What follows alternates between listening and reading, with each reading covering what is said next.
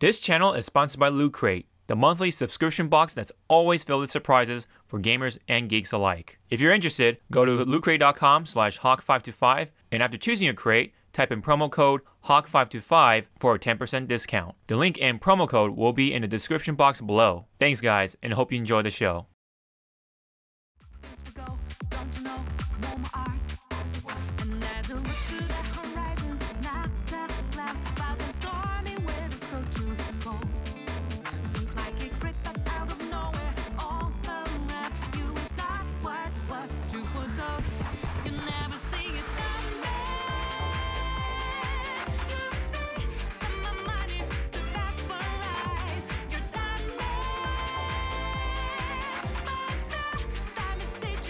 You're only gonna have like one person talking about Apex Legends, the other one that's only gonna be able to talk about like 3 matches and only winning one so far.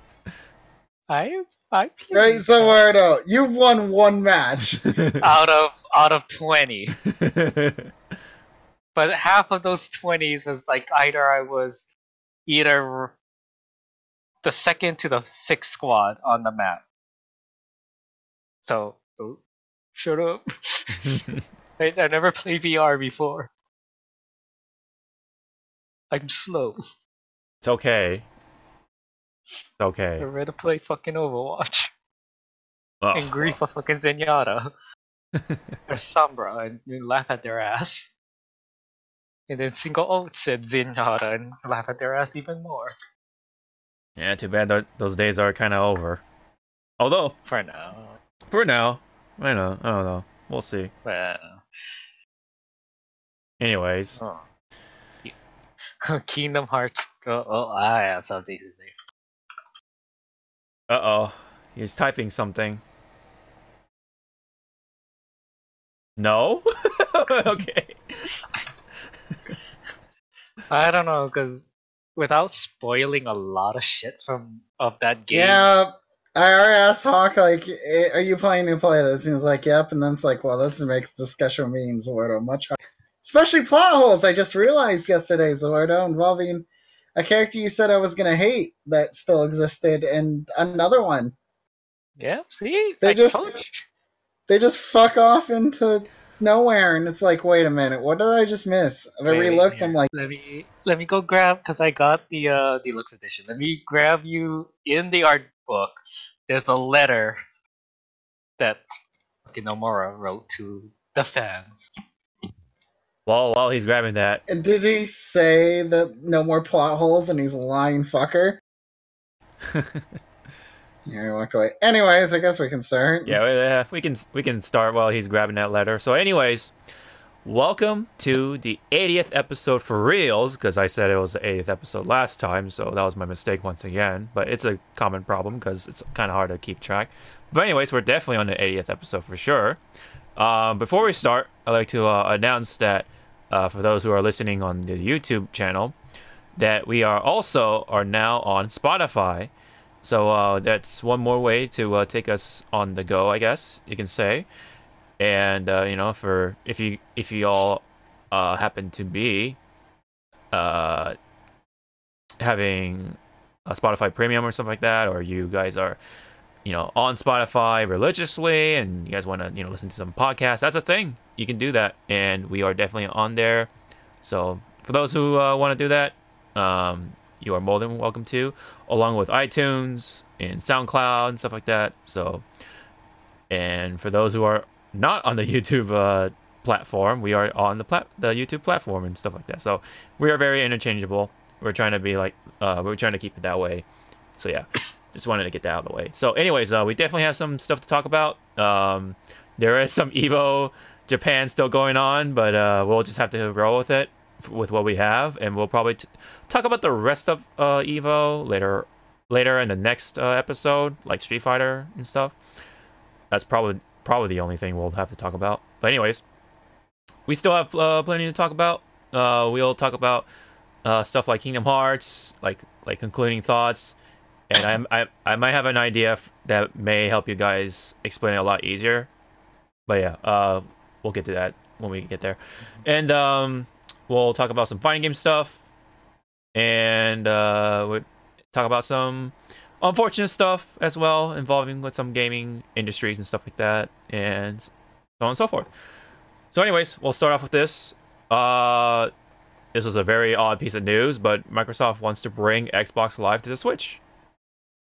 Any thoughts? I think great idea. Because Nintendo's infrastructure, as you know, with online's kind of shitty. Yes. Especially since, how do you talk in most online games when you don't have Discord on the Switch?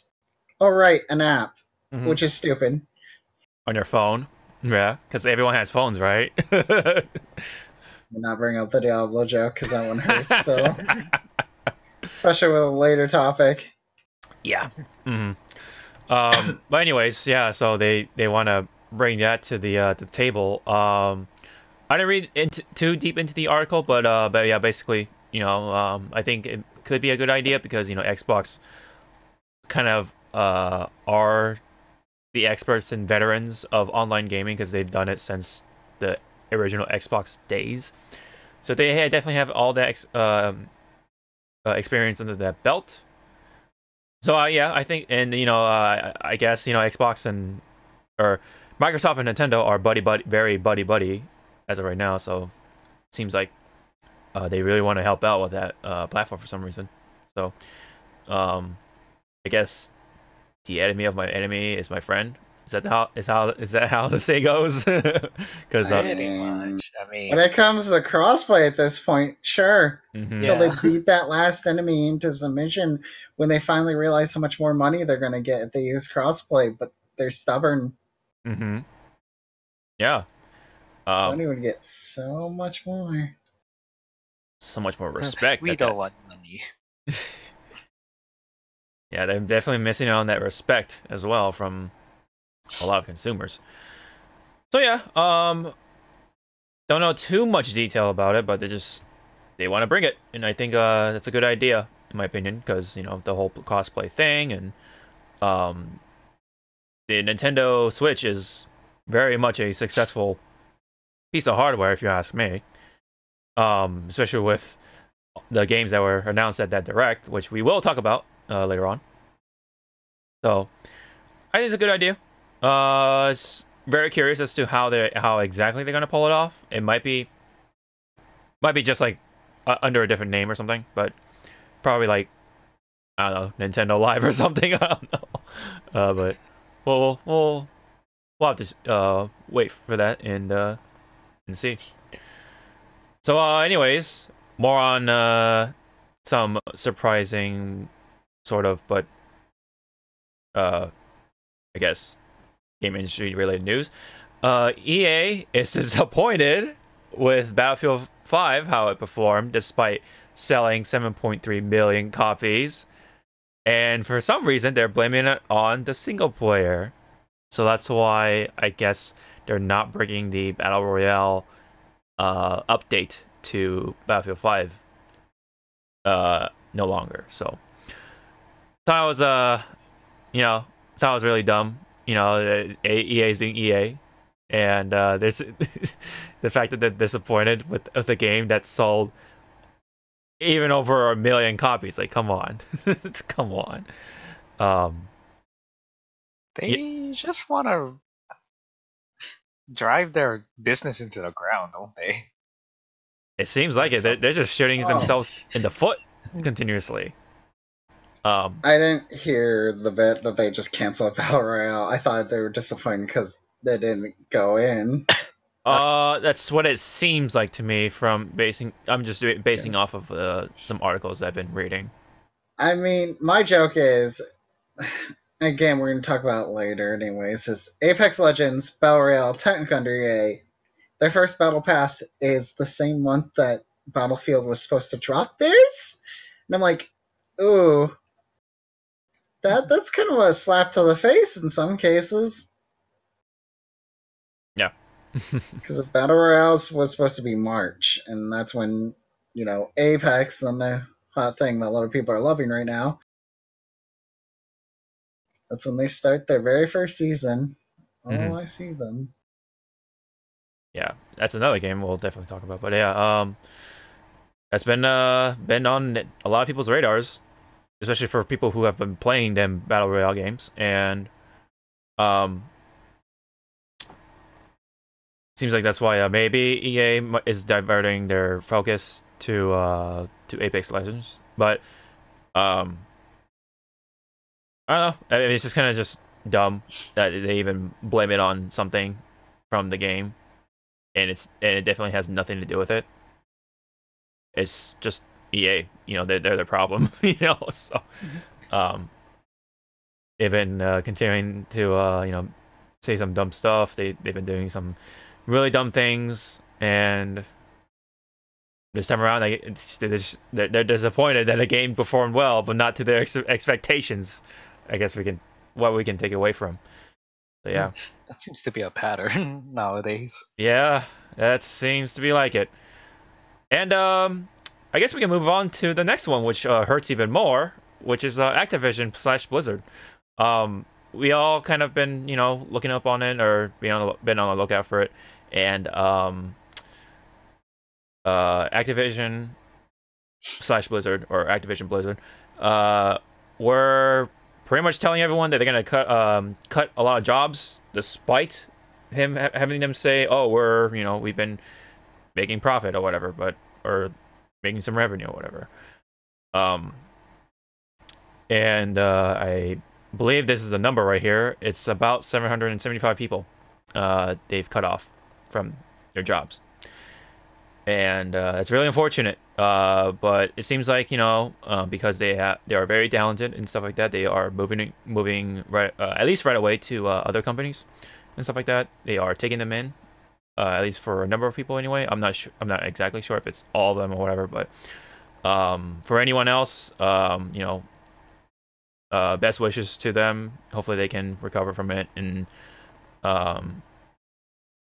be able to join another company soon and move on from there, because Activision, they are definitely catching up there to EA as the worst company of the year or whatever. So now I believe, you know, part of those cuts are people from Blizzard, and it's weird because, you know, there was that article where that one writer that was working on Cyberpunk 2077 joined Activision Blizzard, which is weird. So I wonder if he got cut off as he was joining. I don't know. I mean, I don't think so, but knock on wood, sir. Yeah, I don't know. It just seems really, really very strange timing. I don't know. More convenient, maybe. I don't know. How these business work. Yeah, I mean, you know, I'm not a businessman, and I don't ever want to be. You know, it's just especially from hearing all this stuff, and yeah, it's brutal. I mean, I'm not like 100% sure as to why they are cutting off people, but to me it seems just they just want to make sure they make more money, and they feel it. I think they feel like having this many people was unnecessary to them. That's just one theory that I can come up with. And, you know, seeing how Activision has been performing and stuff like that, it just seems like they just really want to maximize their profit or whatever. So they just cut off a number of people. So they don't, you know, of course they don't want to pay any more people, seems like. So, well, that's just my theory on it. Does anyone else want to fill in some more thoughts on it before we move on? Not really. Yeah. I was just gonna say, why couldn't Activision Blizzard just do what Nintendo did with theirs? The higher ups cut their salary, so the ones that were about to be cut off. It ain't that easy, man. It ain't that easy. I know. I think it's just because, you know, like two different what's it called, like company philosophies and stuff. Yeah, philosophies. Yeah, of course. We're dealing with American company, and then then someone brought up the whole like Nintendo thing with Satoru Iwata. You know, before he passed away, he was very, very much an advocate for the Wii U. His worker. So much that he actually gave a percentage of his salary to the workers slash developers who were in charge of the Wii U and stuff. So because he really believed in the system, he wanted to succeed, and he wanted to make sure that it succeed. So he did that. Yeah. Yeah. But, I don't know. Could be money, problems, greed. Mm-hmm. We'll never know. Yeah, we'll never know for sure, but it just seems like it's heading in that direction. Like they just really want to squeeze in as much as, they want to maximize and squeeze as much, money and revenue as much as they can. So they're just cleaning up house, as maybe they see it they see that way. So yeah, I think we can move on from there. Just again, best wishes to the workers that were cut off. I'm sure they are, they have the talent, so they will be picked up by other companies, hopefully soon, and hopefully they can move on as quickly as they can, because Activision and Blizzard, they are they've been the subject of from a negative perspective when it comes to like gaming industries. So yeah, it's not looking good for either those two or one, however you want to see them. So, yeah, and this is just a little PSA from Energamma, who couldn't join us tonight. He wanted to just say that the Japanese version of Sekiro is not published by Activision, but published by From Studio, who I think also developed the game. Please correct me if I'm wrong, but yeah. So just wanted to throw that out there, because a lot of people get that confused. Which is because Sekiro is published by Activision here in the States, at least. I don't know about Europe, but definitely here in the States. But not so much in Japan. So yeah, just wanted to clear that up. That because people like to throw out some hate very, very quickly. So to kind of miss out on some very key points of information. Just want to throw it out there. Anyway, next one is a little more positive. Ni no Kuni, which is a pretty popular JRPG, but still kind of niche for depending on the demographic, but is getting a anime film, which is kind of cool. I looked up on it. I forgot the casting, but seems cool. I'm on board with it, and we had some. We know a couple of folks that play Ni no Kuni, and they definitely like it. So I'm pretty sure they're pretty on board with an anime film featuring Ni no Kuni. So, Michi, did you play Ni no Kuni? No, that's why I've been silent this time. Okay. I'm like, I got nothing. Yeah. For it to get a film. I think it's neat. I mean, it is. It's a JRPG that was at least designed by Miyazaki and then developed by Level 5, was it? I kind of forget. But yeah, and it's published by Bandai, I believe. But yeah, anyway, it's pretty cool. We'd like to see it, at least the trailer anyway. Hopefully soon enough. So meanwhile, we're gonna talk about another company, but it's actually pretty cool. And but there are some kind of some interesting things that have been going on, and that's Platinum, the action game connoisseurs, I guess you can say. But they've been working on the Grand Blue Fantasy game, Grand Blue Fantasy Relink, which has that signature Platinum action touch to it.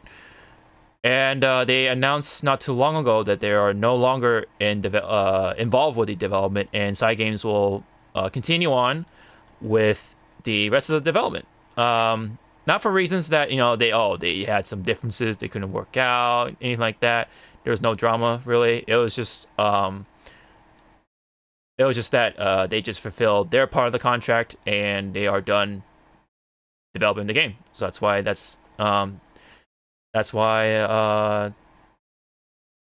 they are no longer involved. So because they have nothing else to do, they fulfilled their work. That's pretty much it. Nothing bad at all.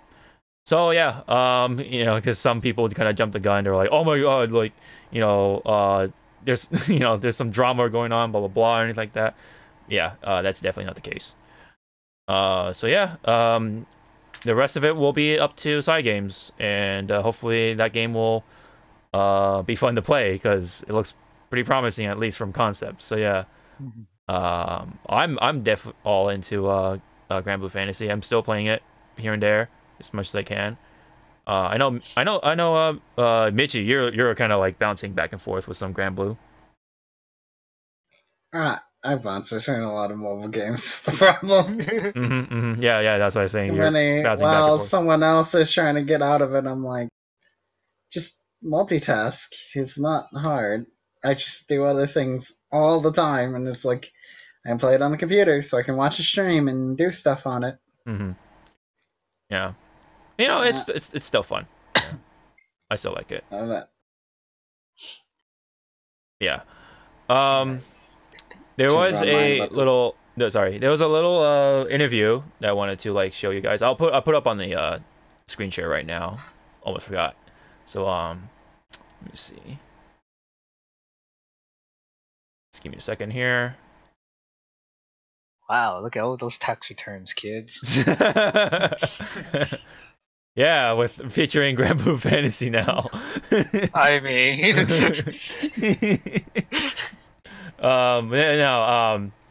it basically kind of spells out like what was up with like mostly more towards Grand Blue Fantasy Versus, but it kind of explains side games more.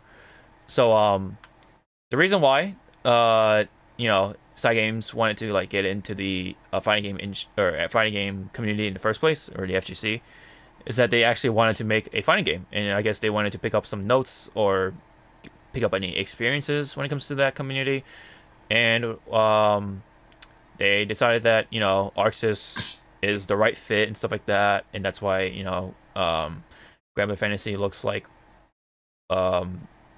what we've seen in the trailers right now, which is already looking good. Hopefully they'll make some improvements and stuff like that, maybe a little more tweaks, but yeah, they wanted to make a fighting game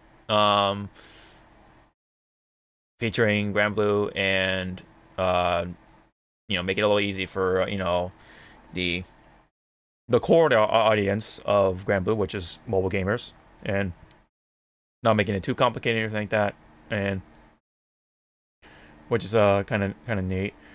I think there was something about Relink. There it is. So I did read all this, but I think it was like a week ago, so give me a moment here. Let me see.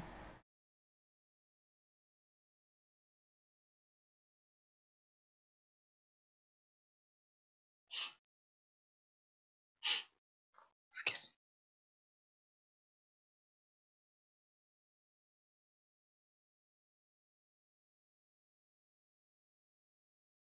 Yeah, it's kind of hard to like put it into like short words, but they're just talking about like the story, the multiplayer modes, or anything like that, and I think they're still like they're still working on it. They're trying to like make it feel like Grand Blue, and try to like come up with like challenging fun quests and stuff like that. But yeah, anyways, there's a long little interview, so I'll probably put that interview in the link or something like that for anyone else who wants to check it out. But yeah, Grand Blue Fantasy has been trawling along, and we definitely can look forward to it more and more and stuff like that. So yeah, Platinum, they've been working hard because they're definitely working on another game we'll talk about during the Nintendo Switch or Nintendo Direct portion of the podcast. But yeah,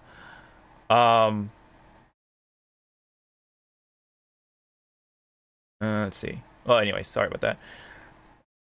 We can probably move on from there. This one's a little brief, but pretty straightforward. This one is Screw Attack changed their name to Death Battle Channel. Pretty much because, you know, times are changing. Business is, you know, very tough, and they needed to kind of rebrand themselves, and it makes sense because Death Battle is like pretty much their most successful series. So they're pretty much the Death Battle channels, and that's why they rebrand themselves. Screw Attack has been known for being a network for like YouTube channels for like Angry Video Game Nerd, for any of the old school like YouTube fans. And yeah, Screw Attack. They had some pretty good ones from the old school days. I know Angry Video Game Nerd comes to mind at first. I want to say anything. Sorry, you're gonna say something? Correct me if I'm wrong. Because I read no, that was game trailers. Never mind. Because I was gonna say Monty Uber, but no, that was game trailers that picked them up. Okay. Yeah, sorry about that. No, it's okay. But yeah, anyways, you know, it's one of those things where, you know, people used to like, you know, people have this like nostalgic like attachment to it, just like, you know, Best Friends Play, rest in peace, and other things, but it's just, yeah, you know, times are changing, and they gotta change too, so that's why they are the Death Battle channel now. So yeah, because again, makes sense. Death Battle gets a lot of views because people like to talk about their favorite superhero or villain being better than other villains from other series and stuff.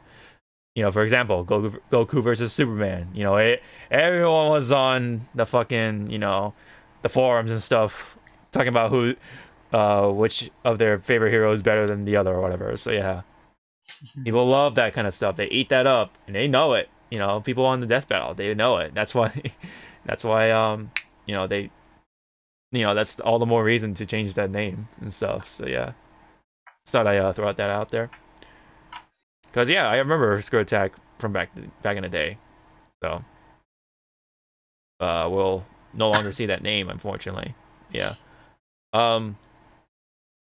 Anyways, now we can move on to something a little more modern, I guess, and that is Apex Legends, the brandest of newest of battle royale games. So we actually have a surprising or surprise in this broadcast, because I never thought that you would pick up a battle royale game, Zawarudo. How do you feel? How do you feel?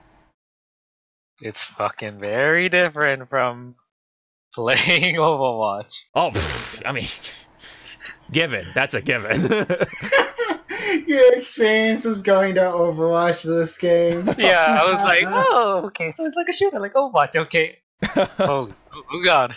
What do you mean we gotta run? What is that circle? Now you know what the circle does. This is where we remind everyone listening that Zawarudo never touched Titanfall 2 with the rest of us, so it hurts.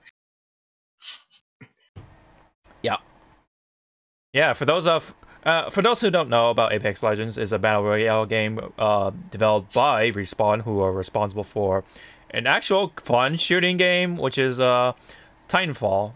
Not saying that Apex Legends is not fun. I'm just saying, like, when it comes to like when it comes to the comparing to the competition like Call of Duty and stuff like that, Titanfall definitely like really deserves the spotlight. But unfortunately, they kind of got the short end of the stick because business reasons.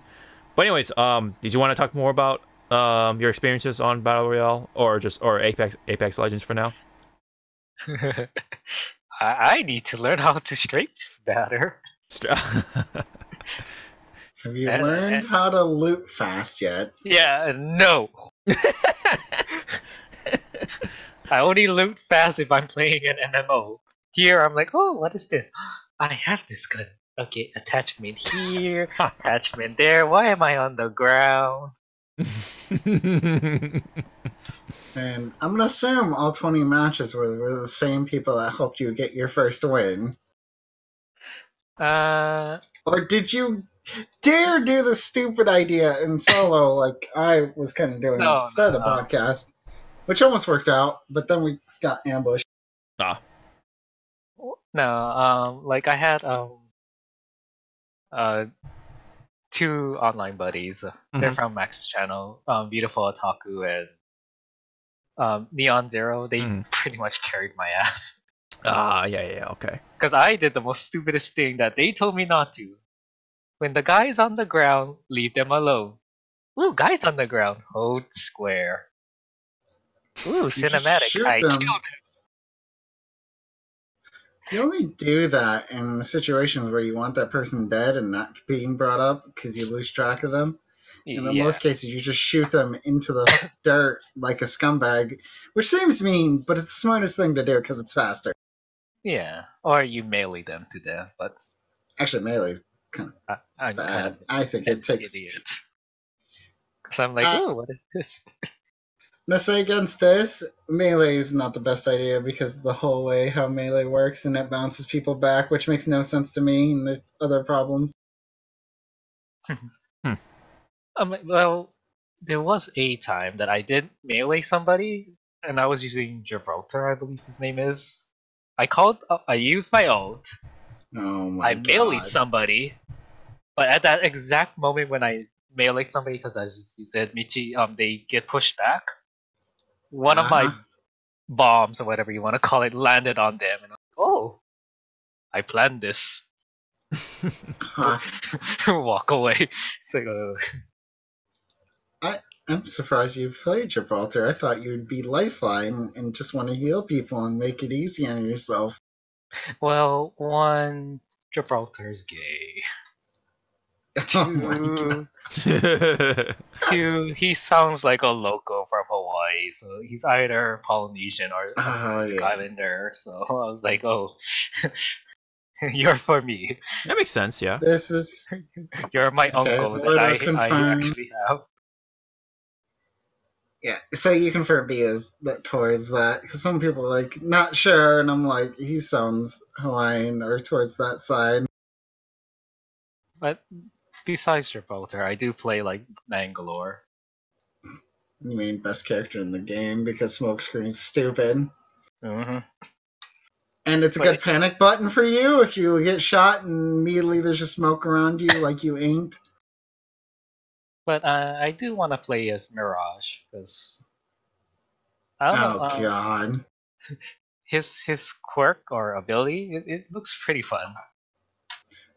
You get to see how bots are on PS4. How's that fun?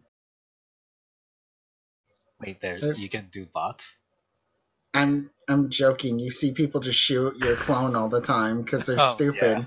Because the decoy in Titanfall 2, the decoy, no one ever used it. There's only a few times people would fall for it if in the beginning of the match because all it does is usually run or I think it can crouch.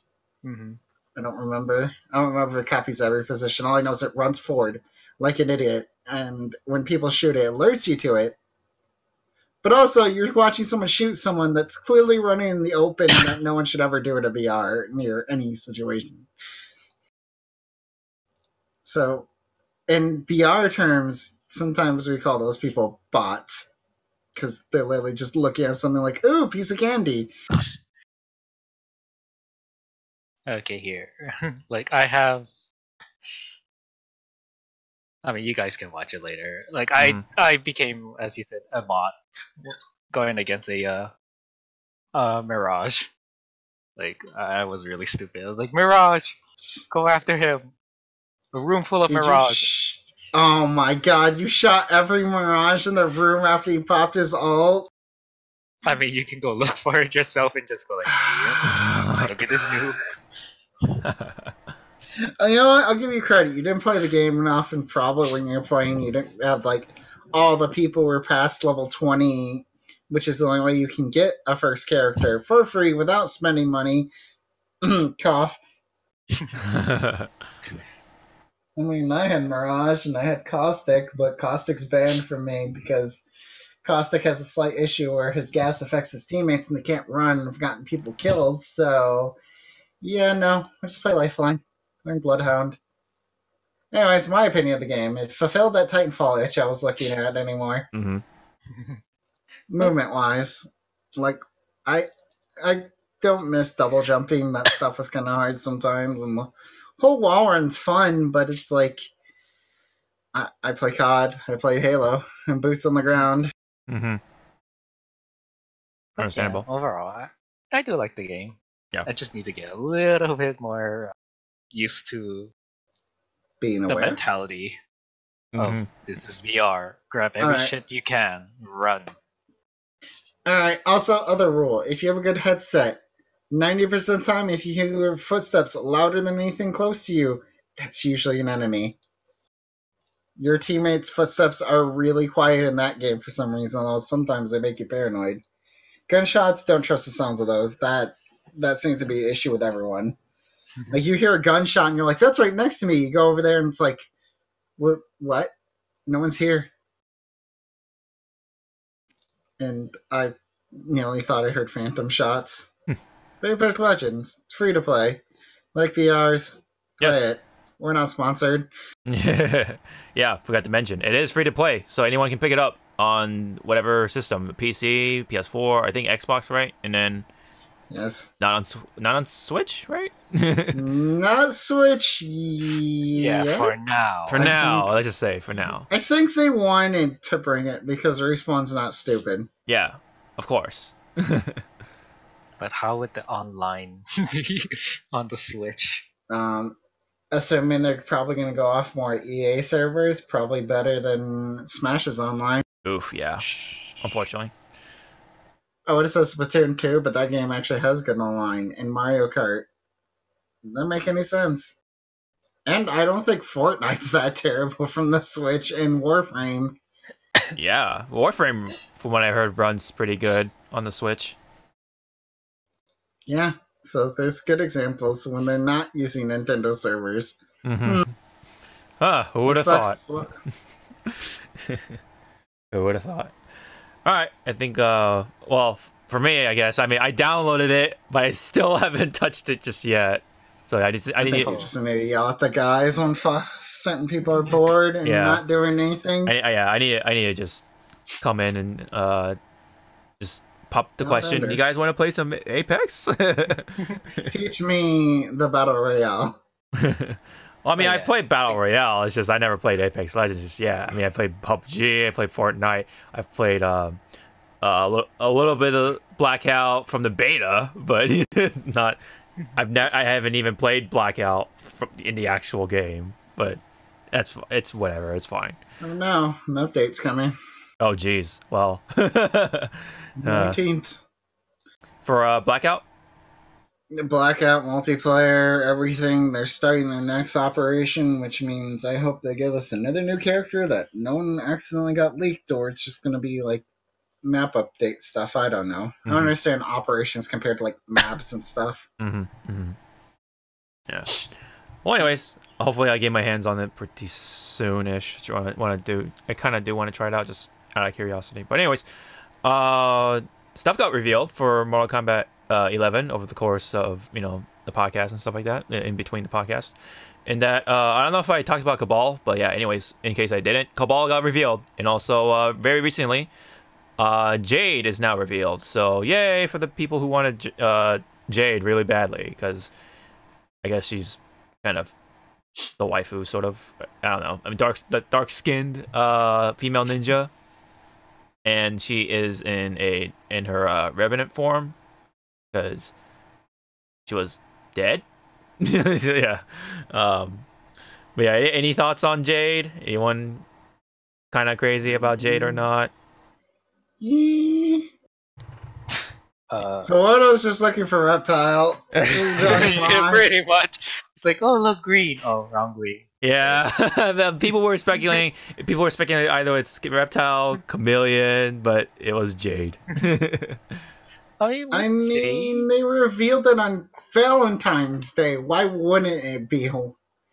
That this is gonna sound bad, huh? I'm gonna retract what I was about to finish. But anyways, Valentine's Day, woman, waifu, whatever. I go the nice version. I was gonna say, like, woman. And I'm like, wow, that actually sounds bad, and I feel bad now. I was gonna say it's convenient they revealed a waifu that a lot of people kept yelling about, and now a certain joke on and goes to two characters of Frost and Tanya, only other characters. Right. Yeah. No. And Katana. Yeah. I know what you're trying to say. It's just, like, yeah. It's just funny, yeah, that Jade was revealed on Valentine's Day or whatever. So it is kind of convenient, convenient timing. I didn't really. I mean, I saw her movement. I think she's pretty cool. From all the teleporting and stuff like that. She got some pokes herself. I think she had some. I think she has some projectiles too. So, she's pretty much Aquaman. Yeah, I think she's supposed to be like more mix-up heavy comparing to other characters.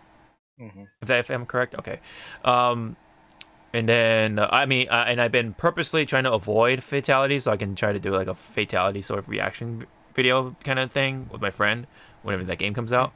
So yeah, so I don't know what it looks like for now. But from what I've seen, it seems like she does look good from like just from the straight gameplay perspective. Her costume seems pretty cool, I guess, and they have the Revenant form for now, but I'm pretty damn sure with all the customization they will have regular Jade, so I think we don't need to worry about that for those who want regular Jade. And not to mention there's more pieces for each character. I mean, so I'm pretty damn sure you can make her look cool too.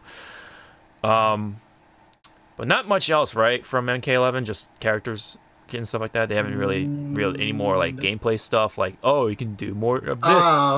They kind of shut off like another bit of Baraka's like style. Like he has this, I didn't understand it.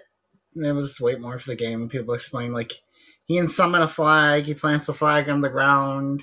I think he gets some armor, at least when I saw him pick it up. So, I just thought about that. That was the first time we saw armor in the game. Maybe I might have to rewatch that.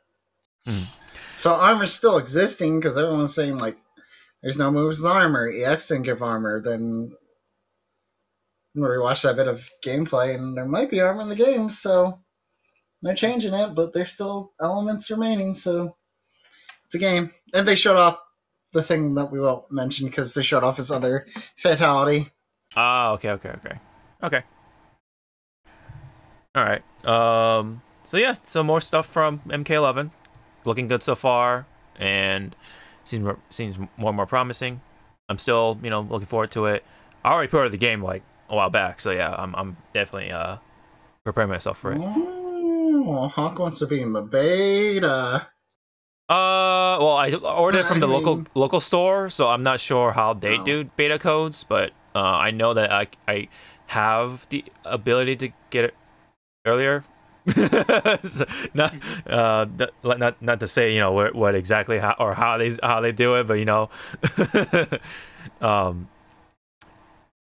they're local, so they they have their own thing. But anyways, not saying which store exactly, but anyways, so yeah, that's why I wanted to get it from the local store. Anyways, so that's my little thing on MK11 for now. But any more thoughts? Like any like wish lists or anything like that? Like any what's the next character you want to see or anything like that? Or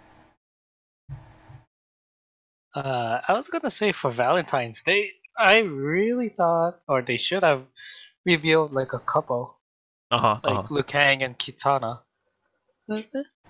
Okay, yeah. I heard that joke before, and I'm on the train with everyone else, even though most of the people are gonna play it. If they're doing guest characters really well, I'm still on the fence for Emperor Spawn somehow mixing the game. Spawn. But that's guest character. Normal characters, I'll probably just learn Scorpion and be boring, or Sub-Zero. If there's I don't no know. reptile, I ain't buying. I mean, actually, no. Take back what I said. Aaron Black hasn't been shown still yet, so Just from the gonna want him back. yeah, just from the league, from that, and that's it. Then I have to rewatch that video about that secondary leak from achievements because I remember they said Jade.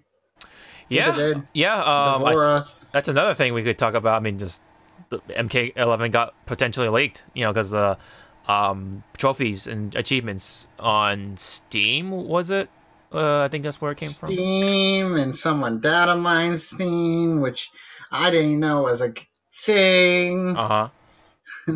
So yeah, and like, I mean, I'll double check. I remember Shade. There was like a lot of characters. Kodokan. Yeah. If we see Kodokan at any point, then yeah, the list is looking a little more most legit. Aaron Black was in there. I didn't see Tremor. I mean, I don't remember seeing Tremor in there because I kind of like him. But there was 3 unknowns that people couldn't tell what codes they were. Yeah. You know, luckily there are code names for things. Cough Smash. Other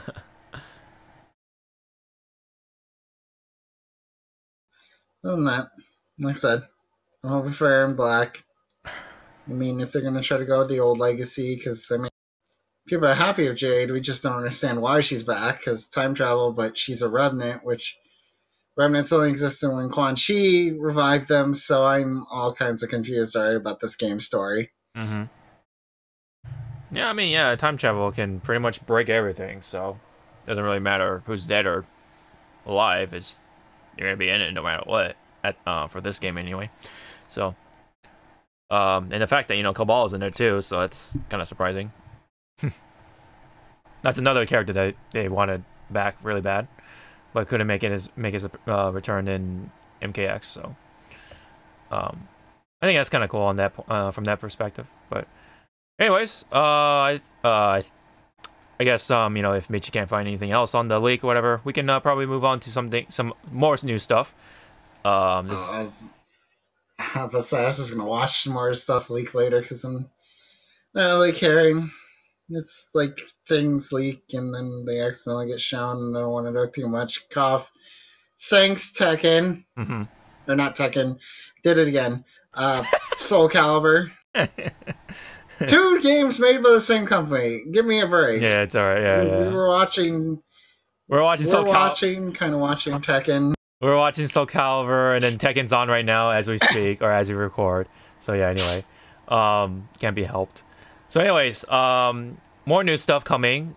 I think this year, all from EA, which is kind of surprising, kind of a turnaround. But we're getting new Plants vs Zombies. I guess another popular franchise during the time, and Need for Speed, and also more Titanfall, which is kind of weird because there was an article from Kotaku that's saying, "Oh, Respawn's not working on Titanfall 3 or whatever," and then came another article that said, "Oh, we're continuing to develop Titanfall or something like that." It's kind of weird. Thanks, Kotaku, for your professional journalism.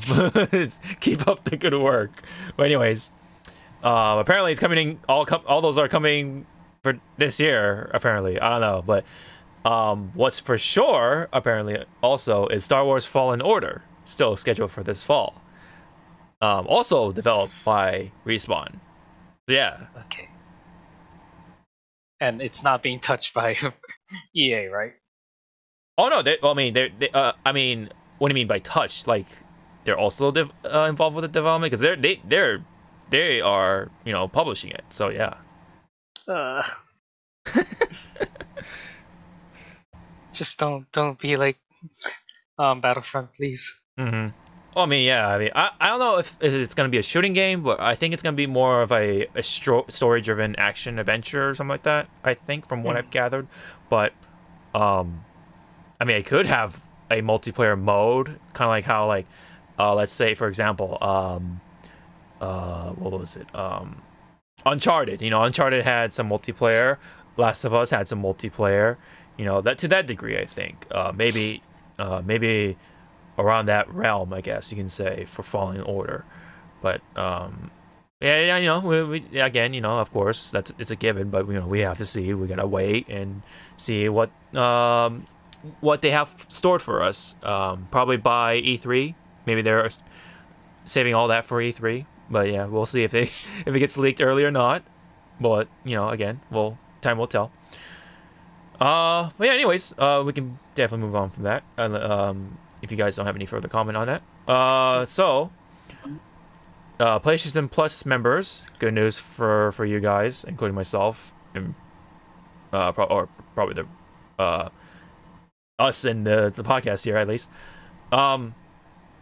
We have more cloud storage now. Yay! Up to 100 gigs, which is kind of a random piece of news. So that means you can back up your saves more and stuff like that. So, kind of an interesting piece of news. So yeah, pretty brief, but very, very forward. And now, you know, you don't have to worry about, you know, all these new games are coming this year. Can I back them up on my PlayStation? More likely, yeah. You know, because you have a pretty big space now, cloud storage. Thank you, thanks Sony. Even though you don't allow crossplay still, barely. I mean, I don't know.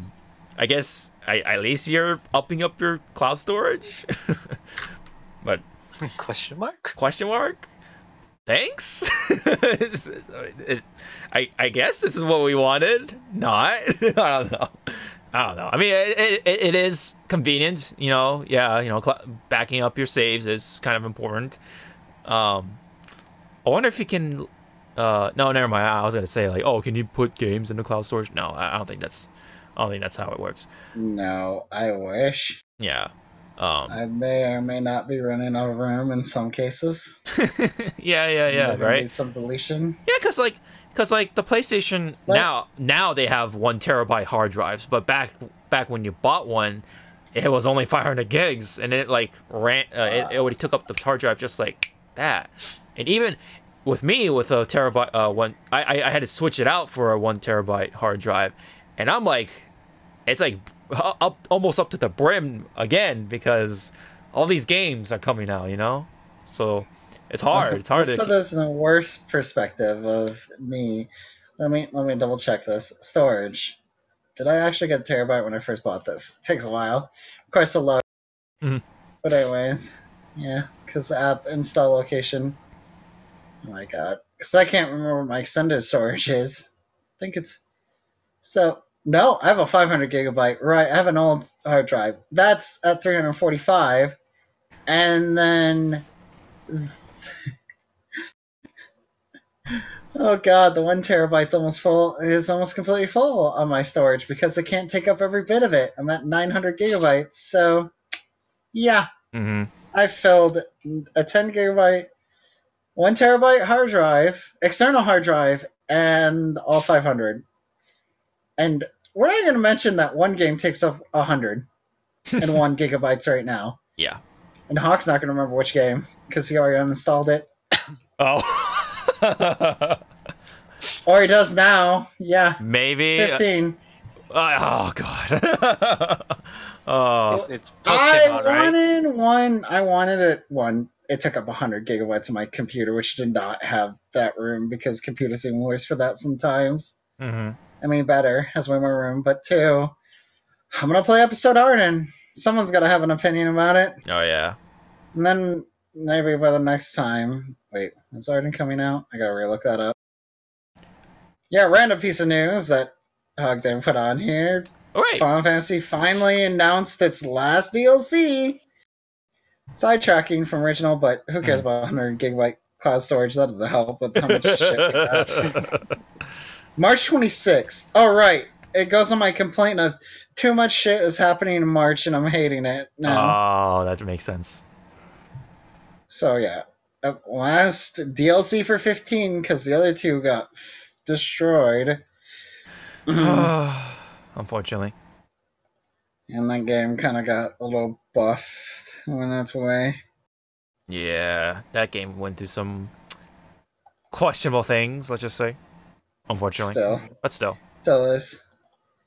I like the look of what episode Arden. They had an anime showing of what he did before the game when he was young, and now. I mean, I don't know if people want to watch Trout too much. I'm not saying much. It basically just shows Arden as he takes insomnia, which I thought was going to be before that, like what he did, why he became what he did, and they showed that in a little bit, and it's like, oh, they're showing him walking into insomnia and turning into what it is before you get there. I'm like, that's actually kind of cool. And also, go figure, I have a soft spot for Darren DePaul. Right. The guy English. who did Reinhardt, right, from Overwatch? Reinhardt. He wasn't even a voice actor till Reinhardt. That's the funny part. He's still pretty much a play. Oh. He's an old theater actor, pretty much still most of the time. Oh, okay. That's cool. Yeah, he came in way later. I don't think he has very many roles. I think Reinhardt's legit like his first biggest role. Yeah, his breakthrough role. Out. Yeah, his breakthrough. Yeah. He's actually kind of old, so that's what like the surprise is. I'm like, but that's a lot with voice acting. Sometimes it's like some of the more you remember old actors, and then things happen involving Japan and how many voice actors are no longer around. Yeah.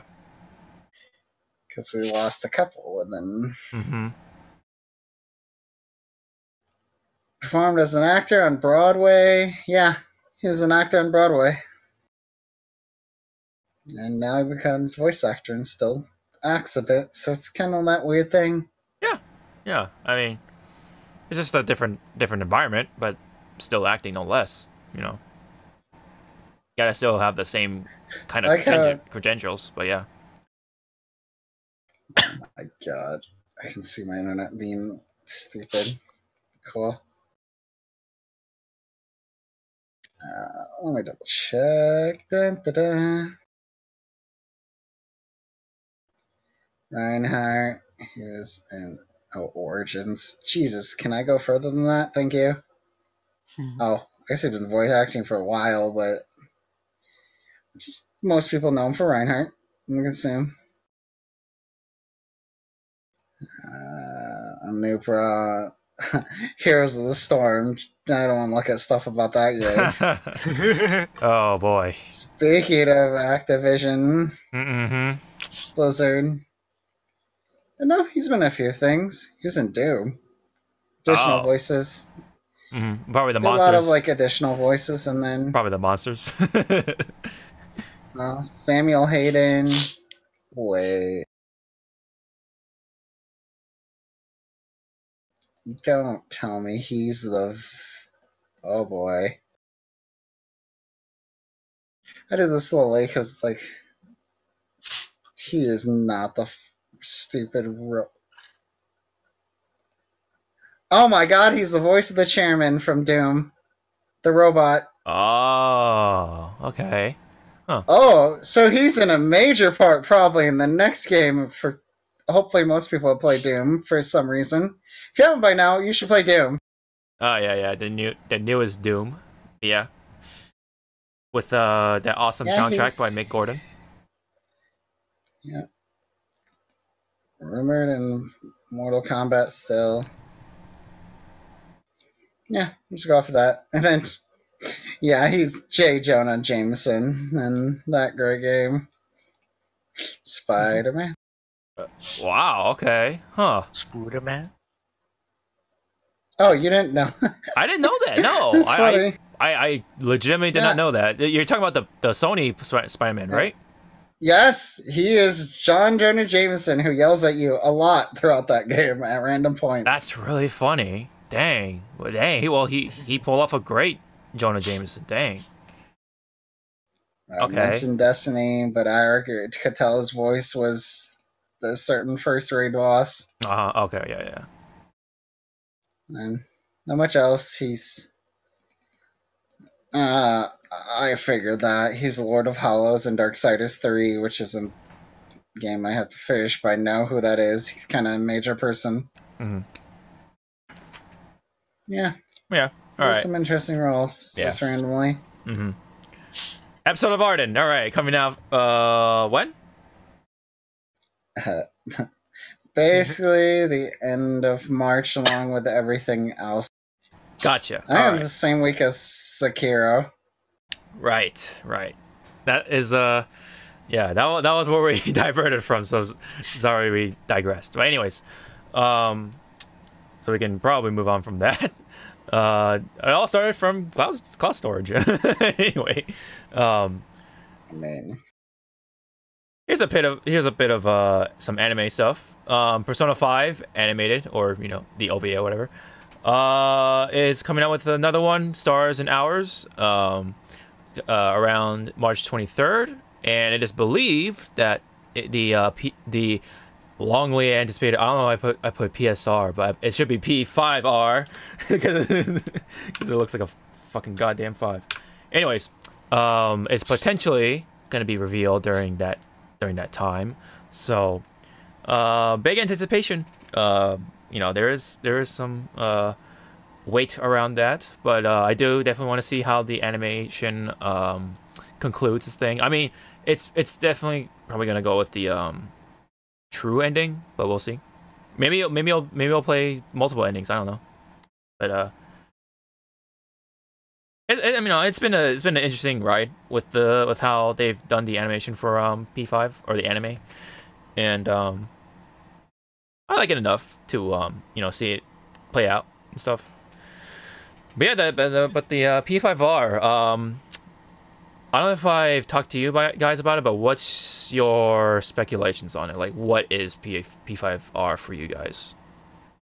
Because I talked to Josh about it, and we talked about it on the podcast at one point before he left. I'm gonna stick with what I thought before. I think it's a complete edition, like another just main game. I don't think Arena. So you think it's a Persona 5 Red, or it's gonna be called like how P4 did Gold, whatever I think it was called. Golden. Excuse me. Yeah. Yeah, that's what I think. Cause I'm not going to completely base it off the rumor, but I don't think it's a fighting game right now. They could tease it, sure, but I don't want to believe like the rumor bit. We're just going to ignore some of it, but like Arxis is a little bit playful, I think, with Grand Blue on one team, and then there's still a team obviously working on BB Tag right now and doing that stuff, yep. And Daisuke is somewhere in the shadows working on the next Guilty Gear. Yeah, probably writing up concepts and stuff. Like, we know another Guilty Gear is coming. He's not going to be like, I'm good with 2, and it's like, no. He wants more. Oh. I personally think it could be a fighting game, possibly, because, R could represent Ring or Ring Out, or as Endergamma put, Rumble. That's another one I couldn't think of for some reason, even though it was like overly simple. But yeah, that's one. But it definitely does make sense as to it could just be the golden kind of edition for P5. And isn't it P5 like rumored to be on the Switch too, or something like that? I mean, we don't know yet. Okay. That was what announcement we thought was coming at some point. So we know it's going to be on the PS4. They could easily just be like, bam, on Switch. Right. Announce it like for PS4 and Switch. We definitely know it's on PS4 because the website has the PS4 logo on it. But I think it is possible for the Switch to run it, because originally P5 was a PS3 game, and it went through some development hell, I think, just like kind of similarly to how Final Fantasy or Kingdom Hearts went through, but it eventually came out. It was great and all that. So I think it should be able to run it. It is possible, and I think it'll be a great move if it is on the Switch or coming to the Switch as well. But of course PS4 it's a given. But yeah, I think for the most part, it's to me, it's leaning more towards just a more complete edition or just more additional content. And you know, for the people who think, well, why do we have to buy another game again? But I mean, it's a good time for people who haven't played it yet, who don't have a PS4 or whatever, who only have a Nintendo Switch, assuming that it is coming to the Nintendo Switch. I think it'd be a great time for them to get in on the P5 lore and stuff like that, the craze, and especially with Persona, Joker coming to Smash and stuff like that, and yes, we'll talk about that later. It's I think it's to like kind of stir up more of that pot. It's it's celebrating the fact that yes, P5 is a big success and stuff. It's running on that. It's definitely running on that horse right now. So and it's not their first time. We've had P4 Golden, so it's something like this is probably going to happen for P5. But to go back, also P3 technically did that. Yeah. Oh yeah, for sure. Going from what, PS2 to PSP? PSP, and yes, having the ability to control your teammates and change things.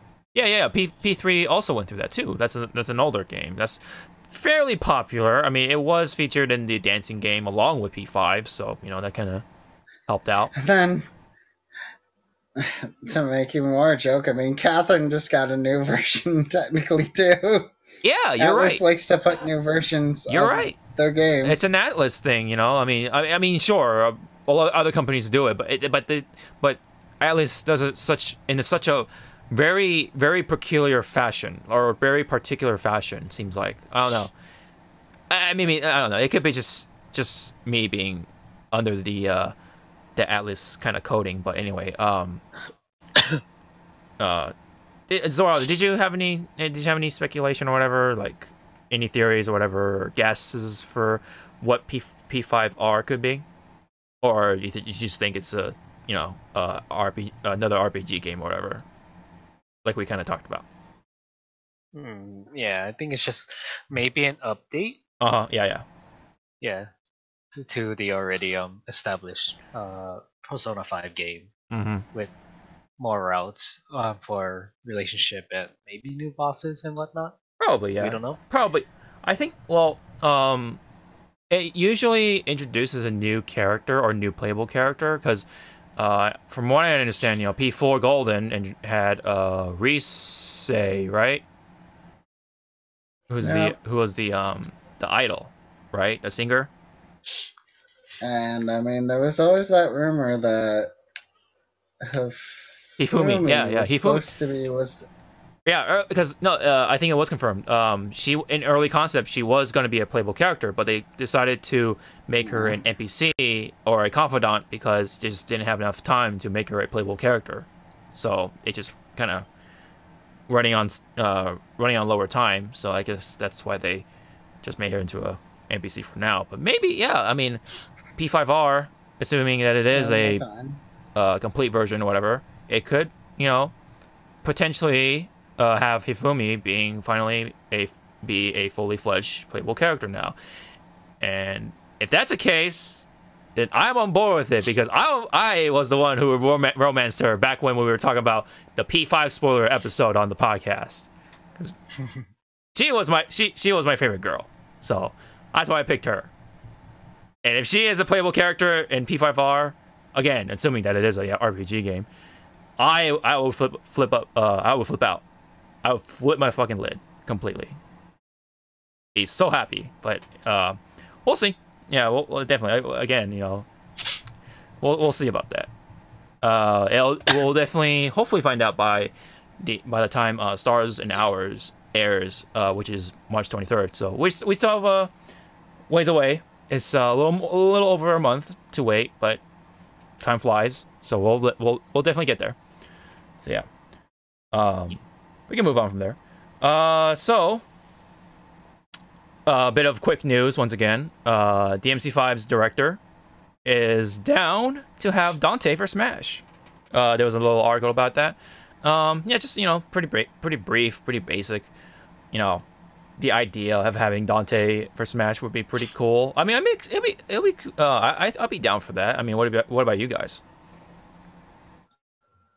Too much swords. Zawarudo, you act like later when we mention something, there could be a possibility we get another Fire Emblem. Here, I don't want to talk about it. It could be a thing. Makes me angry. Yeah, another sword character possibly, but remember, he uses a lot of weapons, so he's not just a sword character. He's a weapons master. So. Yeah, Dante. That's fine. I thought first I was. It could be Dante. It could be Nero. I mean, Nero uses a sword, yes. So I mean, Dante's more popular. Yeah. Let's not deny that at all. Nero's cool, but everyone loves Old Man Dante. Although they probably use. Assuming that Sakurai goes with the current trend, it's possibly more towards Nero if we're gonna go in that direction. But yes, Dante is like the legacy character. He's the one who laid that foundation of Devil May Cry and stuff. Nah, it's gonna be Dante from Devil May Cry by DMC, just DMC with Dino. Dante or what? Dante, Dino, whatever the fuck they call him. Affectionately, anyway. Thank you. I don't know. That cutscene was a riot. Yeah. I don't think we'll see that Dante. I think we're safe to say. Maybe as a costume, maybe. Maybe, but no. I mean, like, I don't want to believe. Yeah, no. Anyway, if we are gonna go in that direction of having a Devil May Cry character being on board, I mean, we got Bayonetta already. I mean, it's from the people who helped develop Devil May Cry in the first place, but that shouldn't be a little factor to add up to the possibility. It's just hey, I mean, like, we go back to the whole thing with Nintendo saying like, oh, the DLC is gonna be filled with characters that you won't be expecting and stuff. And Joker made it in. So if Joker can make it in, why not Dante / Nero? And again, I'd be down for it. Well, yeah, again, hold off on that. But anyways, you guys, sorry, you want to say something? You go back to me making that joke a million times and following that bit, and it's like, I would never expect a Dragon Quest character to be in Smash. Oh, yeah. Yeah. And that series is super... The secondary trend is that Sakurai's still picking things that are super popular. Mm-hmm. Like, he's not going to be like... Pac-Man was a weird one. Kind of, out of, like, the super popular. But Pac-Man was so popular. Mm-hmm. Yeah. And then... Yeah. Then Piranha Plant, just the weird one in general. We're not going to talk... And I go backwards on that note, even though, last time we had a podcast, conveniently we forgot to mention Piranha Plant came out, and right. Some people kind of played him. Right. I played him a little bit. I mean, he's fun. He's got some Dalsum stuff about him, but, But yeah, I mean, I see what you're saying. I mean, characters been very... The character picking or choosing has been very ambiguous or whatever. Ambitious even at that. But, I think it's good. I mean, it definitely, blows expectations away. It brings surprises and brings a shock factor to the Smash fans. And again, I mean, if someone like Joker can make it in there, doors wider than ever. It could be, I mean, we could see Sora, and I know Zawarudo would love the idea, right, of Sora making it into a Smash, right? Can I just have Bone Daddy from Fate be in Smash, please? Oh, you want King Hassan in there, or first Hassan in there?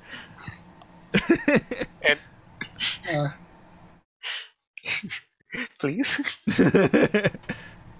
Hey man, I'm on board. I'm on board with that too. I don't disagree with it, but probably not gonna happen. I don't think Sakurai plays them gotcha games. Got them gotcha games like Fate Go and stuff. I don't know. I mean, I would laugh. You don't know? I would. You know what? I would laugh my ass off if he put someone from Grand Blue Fantasy or Dragalia Lost. You know, just because Dragalia Lost is published in Nintendo. But yeah. I mean, I'm still holding on onto the fate that he's putting a Monster Hunter in it. Mm-hmm. Yeah, We have, you know, the music from Monster Hunter and Rathalos running around. It's like, yay!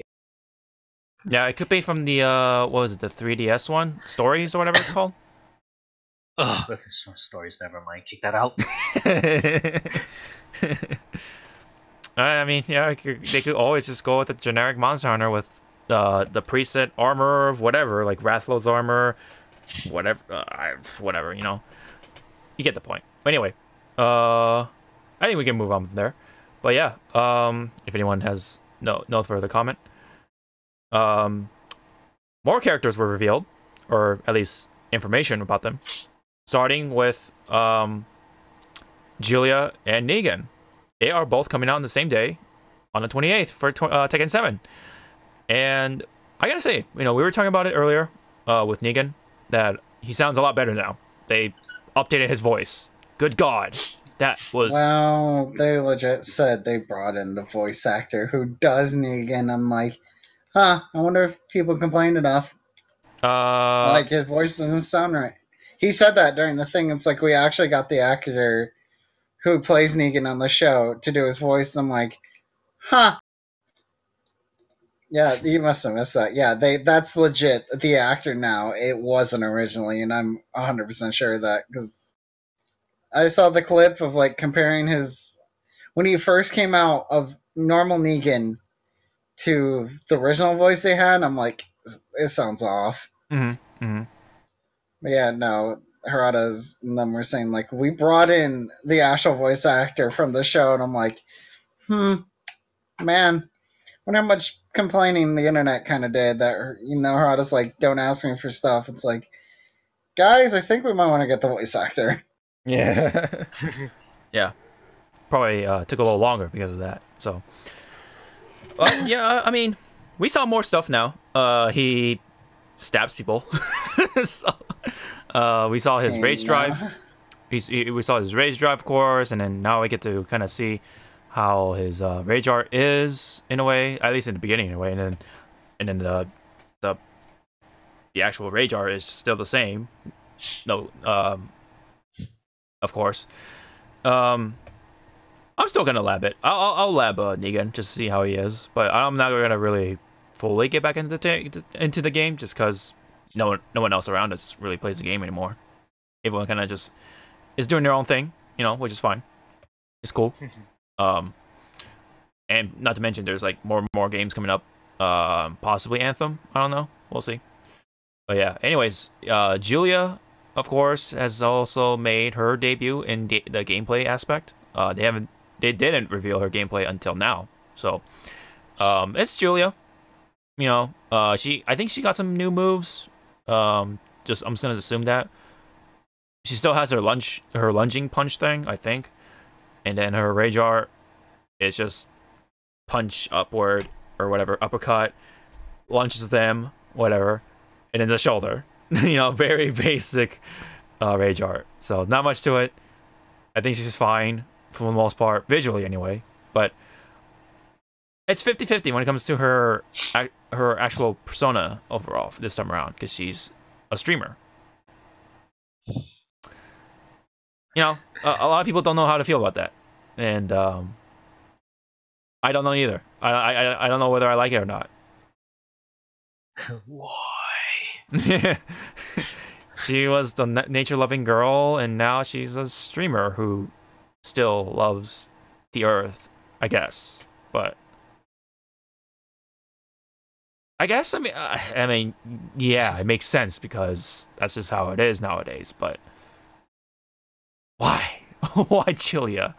You know, why Julia?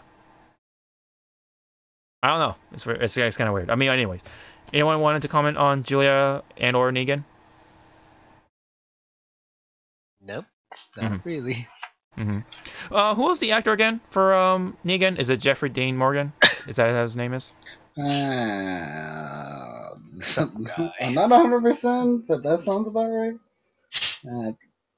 Because I know he also played the comedian from Watchmen, if anyone remembers that movie. I do. Good movie. I just kind of scroll over the manga. Manga. Wow. graphic novel. Graphic novel. No, you're right. Jeffrey Dean Morgan. Okay, thank you. It is. Yeah. I mean, I'm glad they actually brought the actor in there. I thought it was weird because either the voice direction was terrible, and then Morgan was like, okay, is that fine? And then the director's like, yes, you can leave now. But no. Yes, we need something to throw into this trailer. Yeah, into this trailer. Okay. But no, I think they just brought an actor that tried to do impressions of Negan, and I guess it didn't work out. So they're just like, yeah, I think we need the actual actor.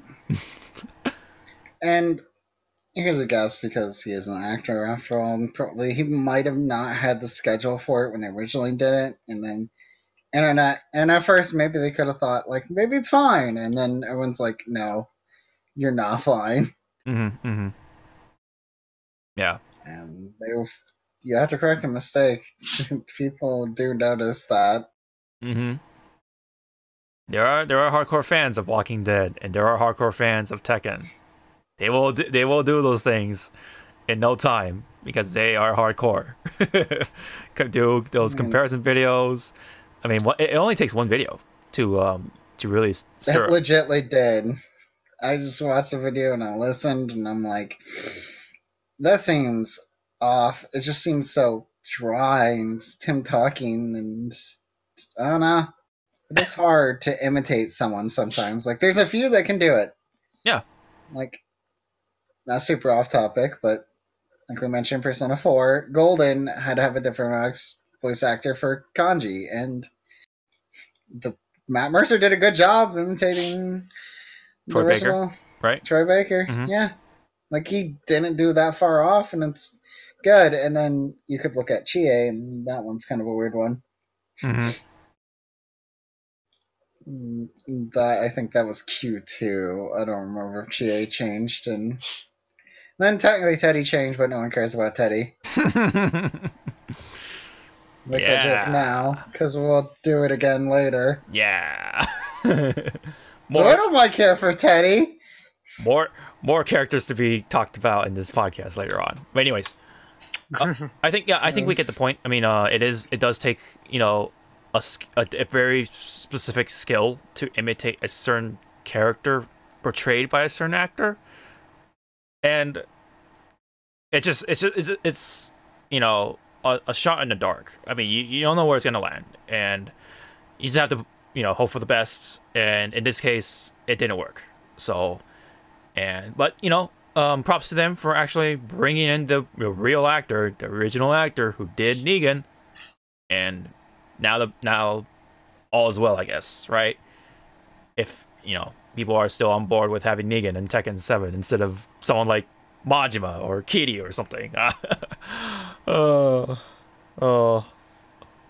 boy, that day I felt so crushed. But anyway, we can move on from there.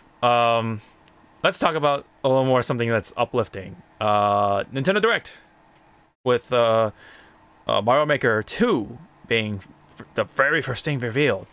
They didn't talk about too much about it. They just kind of very brief about it, but you get the point. It's a new Mario Maker game on the Switch.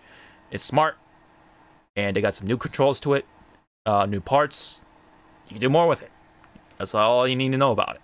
So, anyone here had fun with Mario Maker? If anyone had their hands on it at all? Yes, no? Nope, I don't own that original console. Right, because not a whole lot of people own the Wii U, unfortunately. But yeah, it's fun to watch people play the levels. Of course. Yeah, there are YouTube channels dedicated for Mario Maker, and now a new game is coming out on the most popular console. So that's probably gonna help them get back on track with things when it comes to the YouTube algorithm and stuff. It'd be interesting to watch another speedrun race of that game with like certain levels there. The speedrunners enjoy and will race for. Yeah, it's smart. I mean, a little surprising that they didn't do it soon enough, but it's here. It's coming to June of this year. So probably right around E3. In fact, I think they're gonna play off the whole thing with it's available now. You know, during E3, they'd be like, "Whoa, let's get it! Let's go get it, guys!" or whatever. That would make sense. But if it's right on, you know, early June, whatever, it's fine. I mean, I don't know if I'm gonna get it right away myself, but I did have fun with the Wii U version. I did play it. I made some levels, and I thought that was cool. It's a cool concept. People out there love that kind of shit. You know, making levels and stuff, being creative, and people who love Mario. So combine the two, bam, it worked. Unfortunately, it was on the console that not a whole lot of people bought. But now it is coming to a console that a lot of people are buying still. So that's smart. It's gonna work, and it'll definitely sell well. So high hopes for that game on in terms of success. Again, I don't know if I'm gonna get it myself. Is anyone here gonna try it out or not so much? Meh. Not really. Yeah. What about you, Zawardo? Not really. Mm-hmm. No. Now, let me ask you this: if Nintendo were to make another sort of maker sort of game, what classic Nintendo franchise would you like to see? If anything comes to mind. Like full on make my own levels and shit? Yeah. Yeah.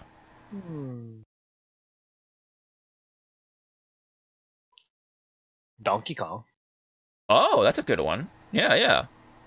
I mean, same exact concept, but it just has that DK skin. Yeah. I mean, it'll definitely work. Imagine, you know, you can have the options of like having that the classic Donkey Kong graphics, you know, back in the day, and then and then switch it over to the Tropical Freeze sort of style. You know, that could be cool. That's a good idea. Then another one could be like Metroid, but Yeah. how I'm looking at it, the level you make is also part of a bigger level that other users make. You know, it's just one big level, but Right, yeah, because you know Metroid has is no one. pieces. Yeah, because Metroid is one big map where you have to unlock stuff, you know, with the doors and stuff with puzzles and all this in certain items you pick up over time. You know, that's you know, and yeah, I mean that one's a little trickier, but you know, if you want to make one with friends and stuff like that, that could work. You know, there's a little more tricks around it that you gotta work with, but you know, that could be a potential seller. You know, what about what would you think for like the classic top down view for Zelda? You know, a Zelda maker, if you will. You think that will work?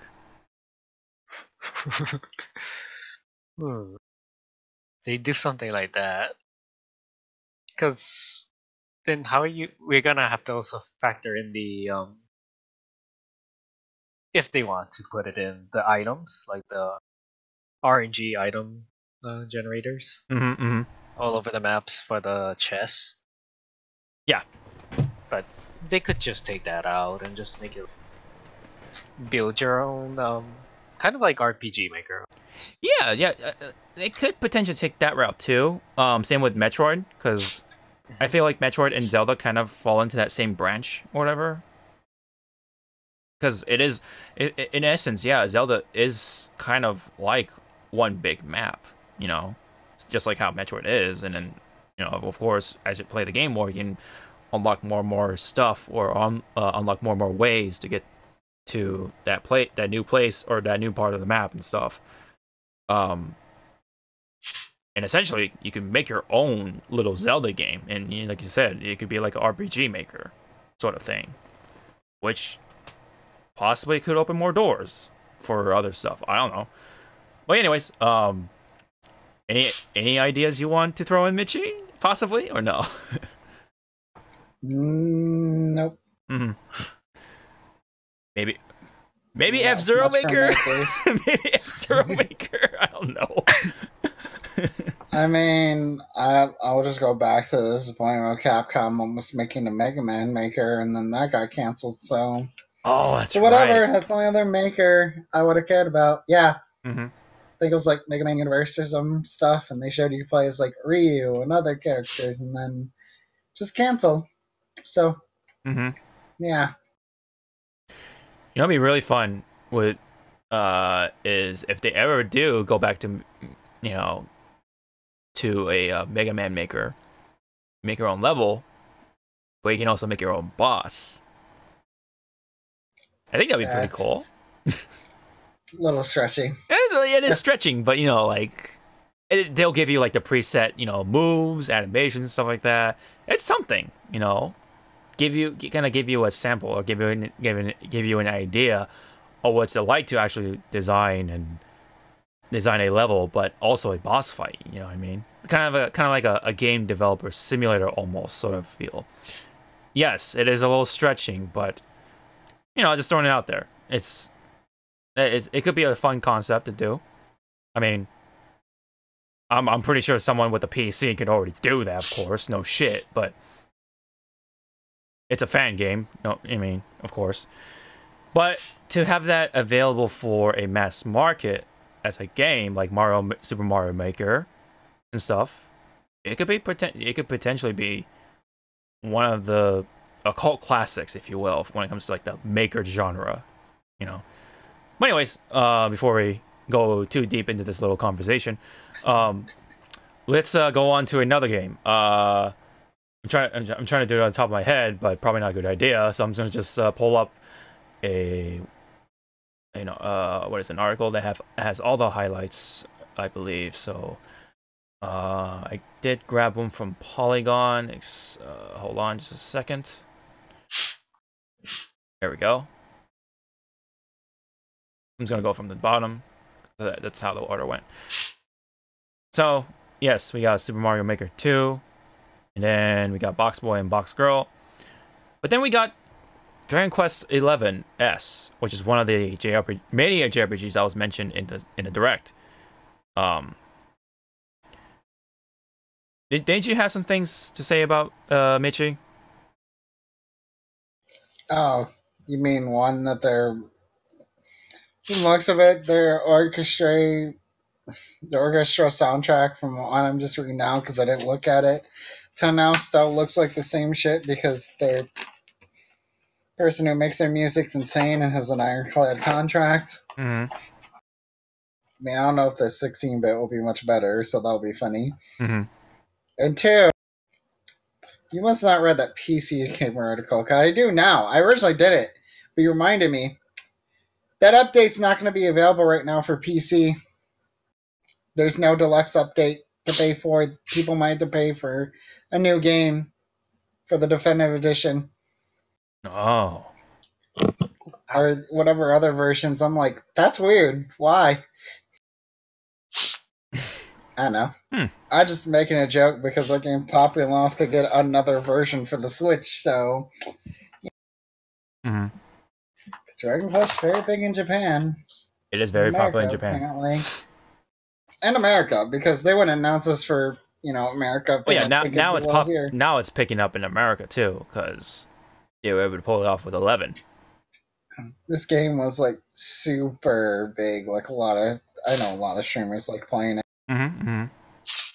Yeah, for some reason they were able to pull it off with 11 of all things. But hey, congratulations. So now you got them on the ropes or whatever, and then now people are coming out with the definitive edition along with Toriyama's still making money. Yeah. It's funny that they call it the definitive edition because that's what Vesperia did, even though it's just straight up port from PS3. Hey, I mean, in this case, it's a more stuff. I'll eventually find it. It'll take me a bit. Because I know it's weird at saying that. Because usually when there's a definitive edition of some games, they like allow the old version to upgrade, but it said they weren't going to do that, and I'm like, that's weird. God, I hate sometimes the call thing because I hear beep because I'm not part of some bot that DMs me stuff when it comes up. Stupid things. So we'll just. That's kind of neat. Sometimes it's Zawarudo posting stuff because I expect that at this point. That's kind of neat because you know they have the 16. Like when you're like traveling on the map, you can also have like in a that classic 16-bit sort of format, which is what was There's a mod to put in the better music apparently. Like the original normal soundtrack, which they don't totally recommend. Weird. I guess you don't have to do that with the definitive edition. Because they're doing it for you. And of course... It's a 16-bit version, not like the original orchestra that I think may get sold in like, CDs that earn people a lot of money. So that's the weird bit. Maybe sell some... Yeah, whatever. I'll force back to it when I find it in a bit. Because I'm just trying to look through articles. Dice Awards. Yeah, that thing happened. I forgot about that. Oh yeah, we're not talking about that. Anyways, no one cares. They're putting in not only English, of course, but they have also added the Japanese audio, which is nice, I guess. Once again, but yeah, it's just cool overall what they're doing with it, and I think it's neat. Am I gonna get it? Maybe not, but we'll see. Maybe I'll have it. Wait. Square Enix games can have dual audio? Huh. Oh, that's weird. Yeah. There's unlike that one other game. God, what was it? We'll talk about it later. It's got the big key. It's got the big key. It's got some goofy-looking kid with the spiky hair. Oh, man, it's right on the tip of my tongue. Anyways, we'll get to that in a bit. And it's a Switch version, which is way less powerful, and PS4 can't handle it. Oh, I'm over it. We're over it. Nomura, I'm just posting it all in Nomura's shoulder at this point. That man. There's something weird sometimes. It's okay. We won't see the next... I'm going to use this joke early. We're not going to see the next saga of Kingdom Hearts anyways till like 33 years from now, after Final Fantasy VII Remake's done. Whenever that gets done. Yeah. Anyways, we can move on to another game. Captain Toad is getting an update, including free co-op, and also paid DLC with more levels. So that's pretty cool. For those people who haven't really caught up with Captain Toad, now's your chance to get on the Switch, and you get more new stuff, so that's cool. Marvel Ultimate Alliance 3 is coming out this summer, and you can play either locally or team up online, which is kind of neat for those who really want that kind of thing. Now, of course, with me, I'm not getting it. It's just not the right kind of aesthetics for me anyway, so, not for me anyway, but for those who like it, who got into the whole Ultimate Alliance thing back when I think it was Wii, PS3 that generation, or was it during the GameCube generation? Anyone remember that? Question mark. Yeah, I'm not sure which. I played Ultimate Alliance on 360. Okay, they might have come from the 360 generation then. Okay, so PS3, So Wii. early. Yeah, I think it was on the Wii. There it is. Yeah. With the Dragon Quest bit, which will stick around after this. They're undecided, which is always a great word to hear. And apparently you can switch the art style from the standard one back to the old era of the Dragon Quest 11. And they don't know if they want to bring that to... It's not the PS4, but I think PC is also on that list. But people can mod it in PC, so that's whatever. Yeah. I think. I don't know about that. So yeah, you can switch around the art styles. Yeah, the 16-bit thing. A much better orchestra because, yeah, the original game's apparently not great. That's shocking from Square Enix. Yeah, right? I mean, it's like Nomura said, it's difficult to have multiple languages, but no, we could but putting in a full orchestrated soundtrack, that kind of stuff, that's not difficult. No, That could be done. We could completely convert a MIDI soundtrack, or MIDI, for those who are mishearing that, that kind of soundtrack, converting that into a fully orchestrated soundtrack, not difficult. But voice acting, you know, adding Japanese voices, that's difficult. Anyways, enough of that joke. Yoshi's Crafted World also got more information on it, and they show off more gameplay. It's very cute. It's adorable. Very artsy, I will say too, stylish, and they're getting a demo for it, of course. I forget when it was coming out exactly, but it's coming no less, I guess. But it's pretty interesting, I guess, for the most part. Again, not for me, but what's for me is Fire Emblem Three Houses. I'm actually still enticed to getting it, and it's coming out in July. This will be my first Fire Emblem game. I think we're safe to say that it has a time rewind of some sort, if anyone caught that in the trailer, which is kind of interesting. So in case like your teammate or your ally or whatever, your hero gets killed, you can hit that button, rewind. Maybe you have a limited amount of times to do it. I don't know. I'm not sure. But it seems like they have some sort of rewind feature, which is interesting if that's the case. But I think, well, they should have some sort of casual mode as well.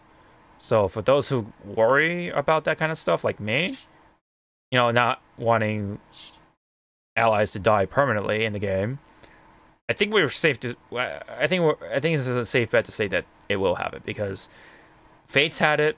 I think it started with Awakening, which is another popular Fire Emblem game, and I think it should be okay. I think we should be okay with Three Houses. You know, I mean, it's a brand new game, and by the way, it is co-developed with Tecmo Koei, or Koei Tecmo, however one may want to say it, which is kind of interesting. Which does explain the graphics a bit. Not to say that it could look better, but it definitely kind of gave off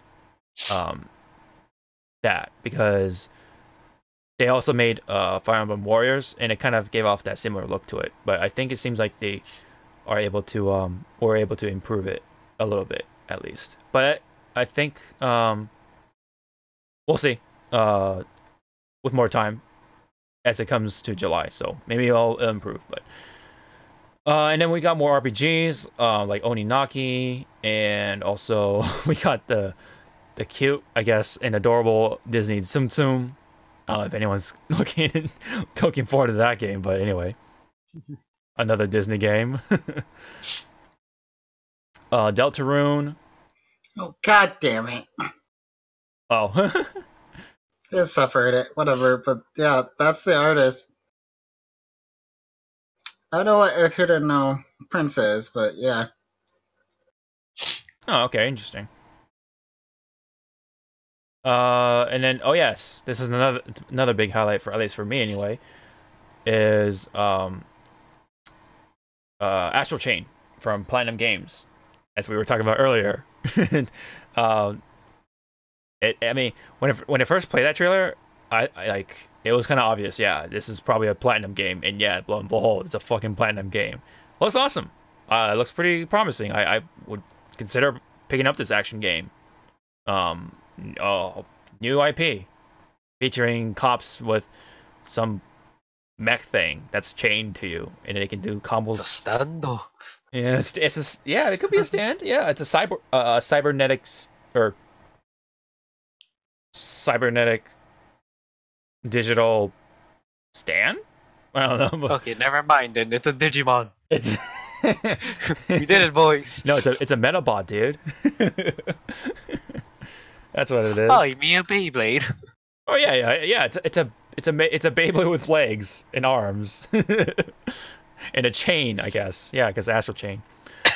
Oh, and forgot to mention that Deltarune is I think that was the game with the dog from Undertale, right? Or something like that. I guess. Yeah, pay attention to that part. because I remember because they're giving out the first chapter for free, and then of course later on you want to pay, you have to pay for the rest. But nice little teaser, I guess. But anyways, Astral Chain, I'm definitely gonna pick it up. What about you guys? Any comments on Astral Chain? Probably. Probably. I mean, I have nothing else away for Platinum other than Relink, and I don't have a date for that, and I don't want to talk about us hoping we'd see, but we didn't. Glad to know what their original IP is. One of them, just still no Bayo 3. Yeah, they mentioned it though. They're working on it. That's all we can say. I mean, that's the only game we can look towards since what happened with Metro. Wow, I am being great with just words. Metroid. Metroid, we're waiting another year for at least. Yeah. I don't think we're going to see anything in Metroid till like next E3 or their next whatever super big Nintendo Direct thing. Yeah. Especially with how E3 is going right now. Oh, true. Yeah. No one's going to be there. Everyone's having their own conferences now. It's like, screw E3. And it's like, man, E3 is just not what it's going to be anymore. I literally think like it's mostly going to be third party and every big company is just going to do their own thing. Mm-hmm.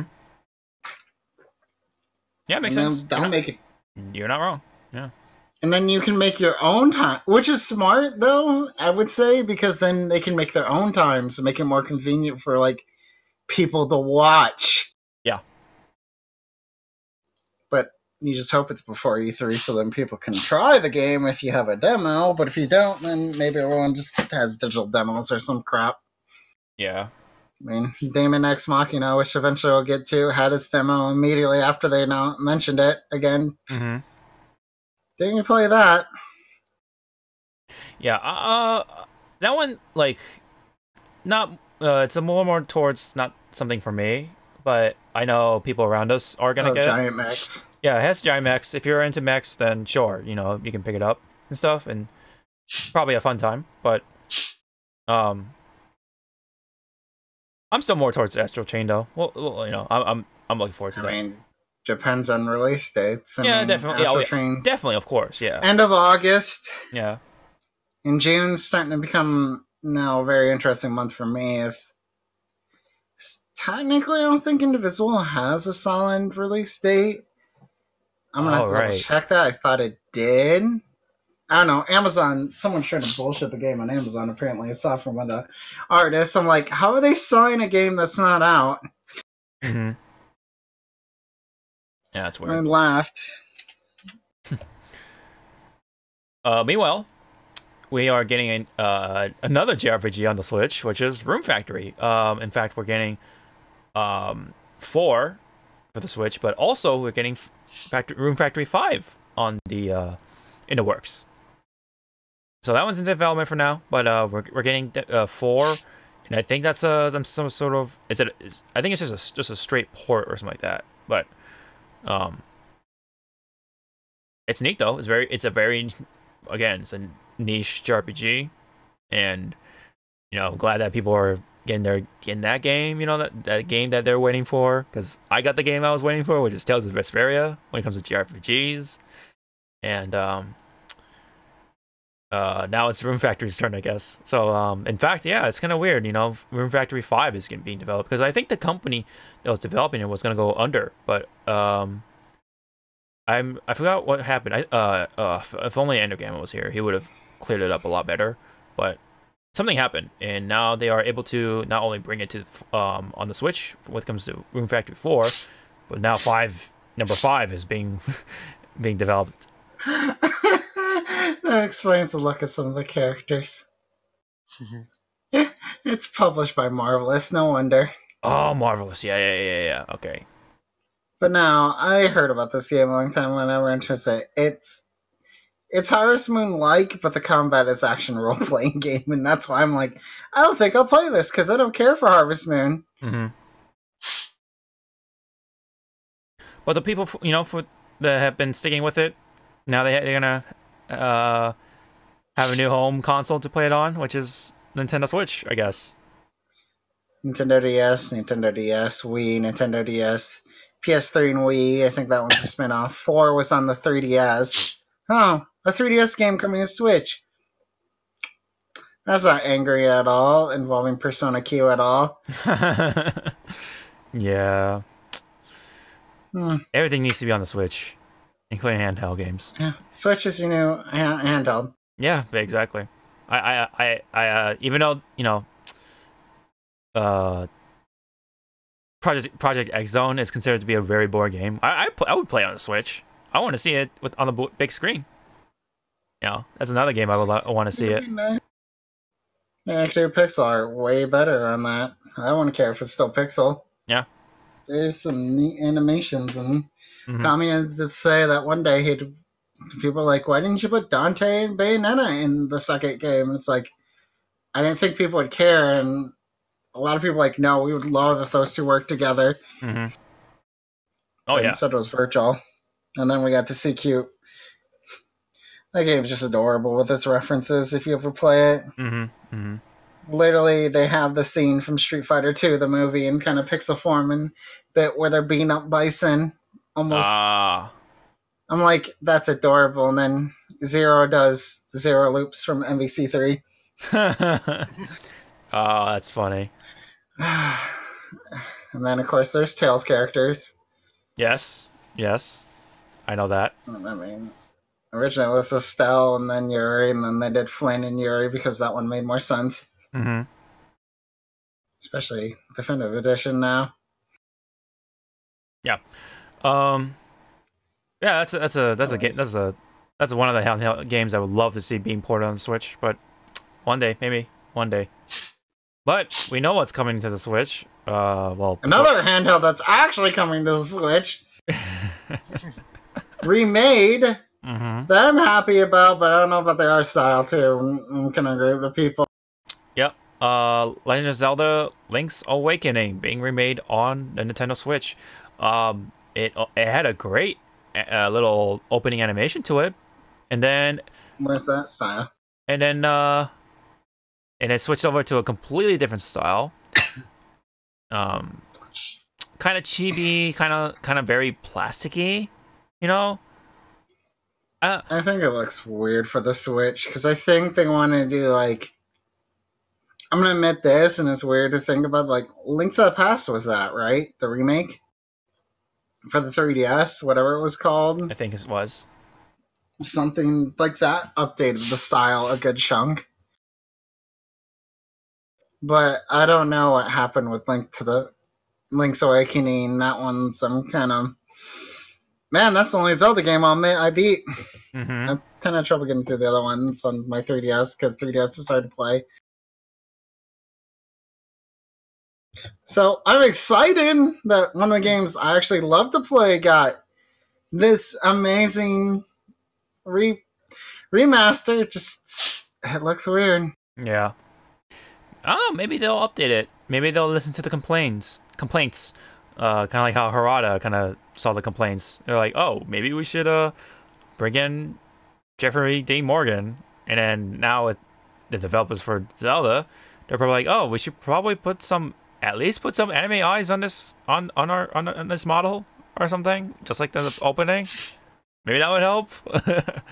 But yeah, hopefully they'll make some improvements around it. But for now, I mean, it does. It does look pretty, just to a degree. I think we can say that, but I'm looking at 3DS, SNES, and yeah, it doesn't look as different. But once again, Link Between Worlds was a 3DS game, I think is the problem. In 3DS, you can't like super do amazing things because Hyrule Warriors, which I played on the 3DS, kind of ran. Oh boy, that game had problems on the 3DS. Oh man, did you actually play it? Base 3DS. Oh. Yeah. I didn't get the new one with a C-Stick. Yeah, that game had some frame rate issues and everything. Jesus. Yeah. And I should... That system needs to retire already. No offense for the... I understand. Like, if they could just do, like, the stuff they do on 3DS, like, that's the dual screen shit. That's all it is, and I know it. Like... So Persona Q2 is on it because they want you to draw a map, even though you could just push the start button and draw a map and save it because you have much more hardware to work with, but whatever. Mm-hmm. This is literally gonna make a Persona Q2 because it's in Etrian Odyssey kind of style where it's a dungeon roamer. Mm-hmm. Mm-hmm. Yeah. Anyways, yeah. Awakening. Back onto Awakening. I mean, of course, it was revealed last for the opening, or for the direct, excuse me, with that awesome opening, and that was definitely like their biggest reveal for that one. I mean, yeah, it makes sense. Stay until the end. Yeah, stay till the end. But yeah, and there was, of course, there was talk about like Hellblade and DMX Machina, like we said, Final Fantasy 9. And Final Fantasy 7, the Tetris Battle Royale, which is Tetris 99, which is a... I'm gonna kill your article if you... No, continue up, but go back down, because if it missed something, then I'm gonna be forced to say it, because it's already missing the game, I noticed.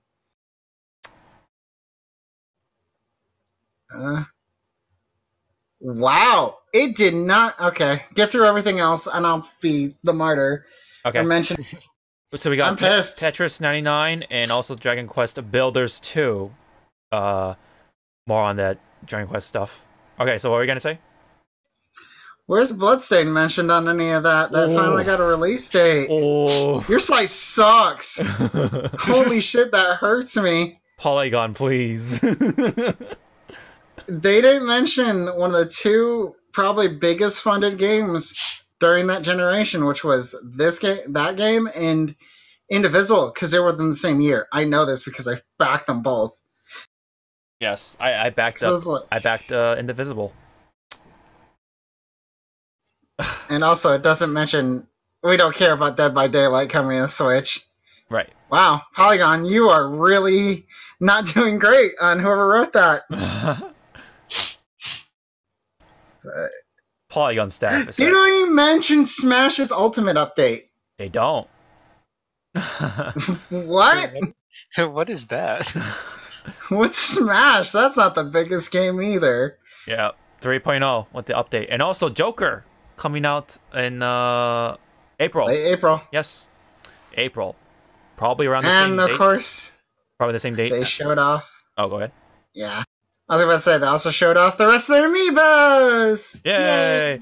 I got some of mine. I got Piranha Plant, I got King K. Rool, and Ice Climbers today. Woo! But they revealed more. Like Ken's not gone yet. Yeah, Ken is there. I already pre-ordered that one.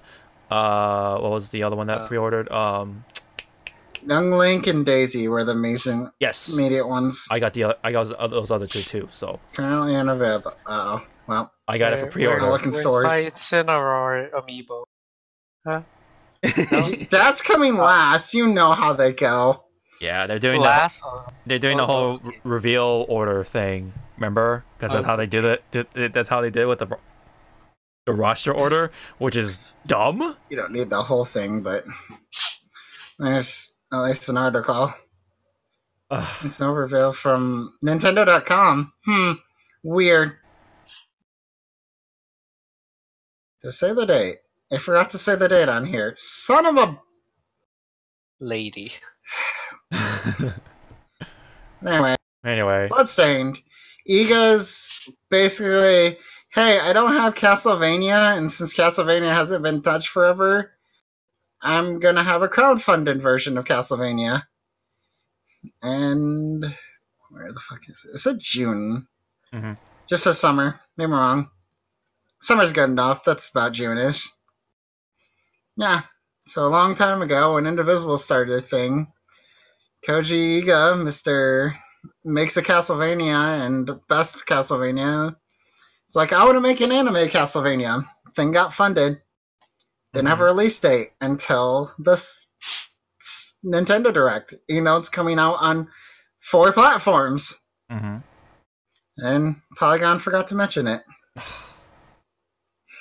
Thanks, Polygon. Thank you for your... Yeah. They even have their orchestrated music by Industrial Legends, which is veterans of Castlevania franchise and Capcom. Cool. Secret playable characters. This is the biggest thing that I like, because people funded this. Iga's biggest castle. Bloodstain's game world is the biggest of Iga's entire career. The map size is almost twice as big as Castlevania Symphony of Night. And that map was big. Yeah. Yeah, I'm excited. Yeah, it's got some like customization to it too, which is kind of cool. Pretty neat. And apparently secretable characters, because Castlevania games, they want you to play. Mm-hmm. It'd be a fun game. Definitely watch people speedrun and break. Yep. Mm-hmm. Oh, it even has a mode called speedrun. Oh. It's one of those games that they're even looking towards for that, kind of like Azure Striker Gunvolt, almost like people know. Okay, interesting. Well, Bloodstain is coming. That's all we need to know. Thanks, Polygon, for not letting us know that. It says 6 things you need to know, I mean, people want to know Smash is updating, and maybe in April we'll hear the next DLC, because we didn't hear it this time. Mm-hmm. Anyway, great job, Polygon. Anyway, you're welcome. I think that's pretty much it for the Direct, right? We're not leaving anything out? I'm double checking. Fire Emblem's July 26th. Jesus, they have a release date for it? Oh yeah. Wow. Summer's gonna be a real interesting grid. Yeah, not as dry as traditionally when it comes to summer games. I don't care about. I'm gonna have to mention it, but Assassin's Creed 3 Remaster for some reason is coming to the Switch. Oh, they didn't talk about that one. It looks Unravel 2. It looks so bad. It looks so bad. I have no mention, because that was the game most people did not like of Assassin's Creed, which is funny. That's getting something. Yeah, I guess. Oh. That's the game with Desmond, right? But I still have to beat this game. This isn't involving Nintendo Direct. This is afterwards, because Switch thing. Yeah. Hollow Knight's getting a sequel. Oh, yeah. Which is neat. It's involving the female character you played as, so... Oh. More Metrovanias this year. Mm-hmm. They showed off on Valentine's Day. I thought it'd be a DLC, and then they're like, oh, we're making a sequel, and I'm like, wow. Cool. 2017? Hollow Knight's 2 years old already? Yeesh.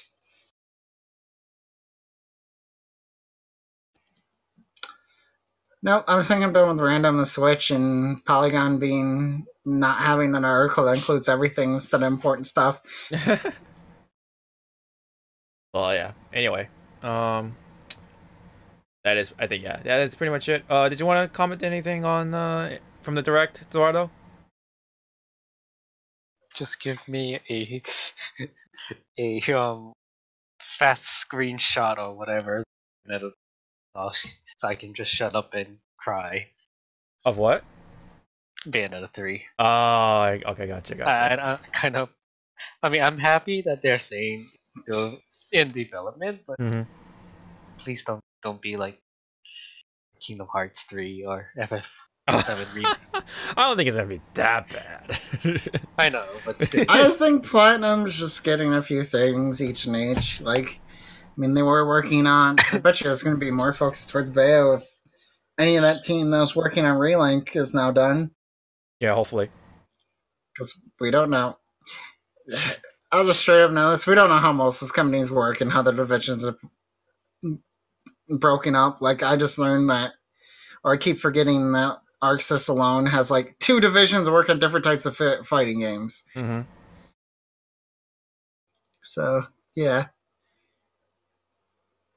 Okay, then I'll just wait here. Yeah, I think. Just wait here. Yeah, I know. I'm with you. I'm just here waiting. Like, the whole reason I bought a Switch and nothing for a year and a half if anything's announced by E3. That's literally the next time I bet you we hear anything about that game. Maybe. Hawk, don't destroy both me and Zawarudo's hope. Hey, and dreams. I like Bayonetta also. I played Bayonetta 2. I play 1 and 2. Like, I'm down for 3. Yeah, I replayed 1 like 3 times, I think. Maybe almost 4. I played the first one. I played the first one on the PS3. Come on, man. That's how OG I am. I played it on the 360. That's what I mean. And then I replayed it again, I think. I played it on the inferior version. Just to let you know. Well, then I played on the Xbox One. Inferior. Okay, we're going off topic, but still I'm going to go on it. Do we have to talk about that one tentacle boss that every time you cut off one of his limbs, the frame rate literally went to, like, 2? Oh, God.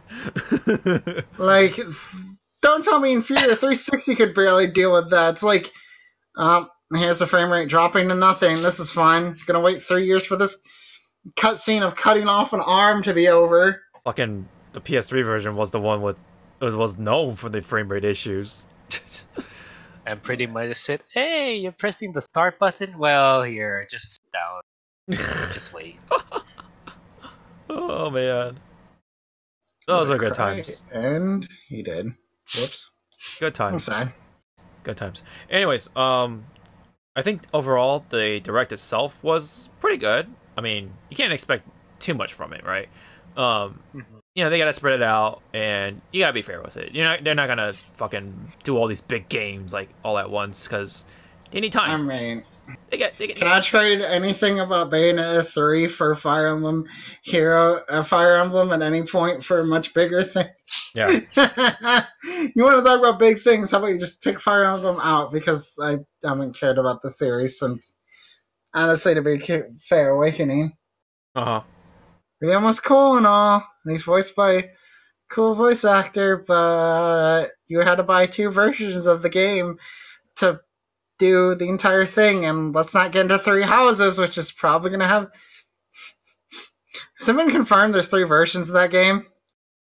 I don't think so, because they would have said it already.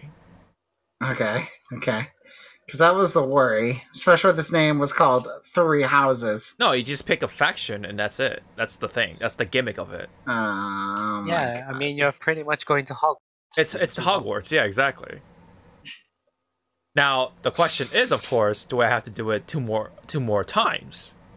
And probably to get the full ending. To get the full ending or whatever. Probably, maybe. I wouldn't be surprised. But oh boy, it's way better than getting 2 more copies of the game.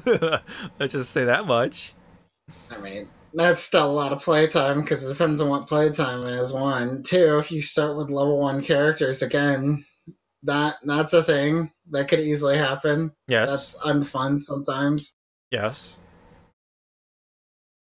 If it was, if it's just one continuous thing, that'd be cool. But I can imagine having you do the same thing pretty much 2 more times. Or I feel like they change the story a bit. It could change the story. I mean, yeah, it could be different things for each faction. That could be cool. They definitely different characters, because that's what they did. Of course. So you're gonna have after Awakening. Obviously, you're gonna have like different character interactions and relationship kind of things. If they're gonna allow you to marry your characters or whatever. So, which has been a thing since Awakening? I don't know when it started, but it's always been a thing. And yeah, they're definitely gonna continue that. I can't wait for that discussion involving a certain person here and what male character they would want. Last game, or 2 games ago, I should say, because Shadows of Valencia exists, and I forget it does every time. But yeah, Ryoma, that was pretty much a lock, still from day 1. Cry. Don't know. Maybe we'll get DLC where Ryoma returns, even though they haven't done that since Awakening. Yeah. Which is weird. It is weird. Hopefully they'll do DLC. And hopefully Lynn gets to come back. Lynn, yeah. They'll definitely have Lucina, of course. Those characters, Roy, Marth. Lynn for Smash.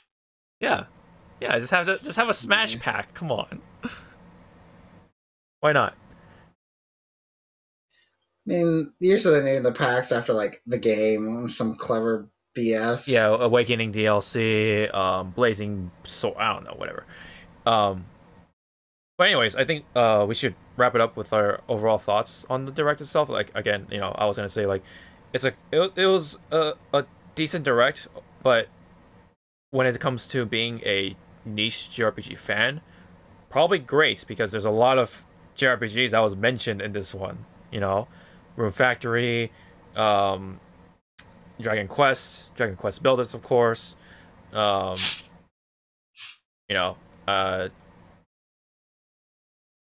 think we get the point, and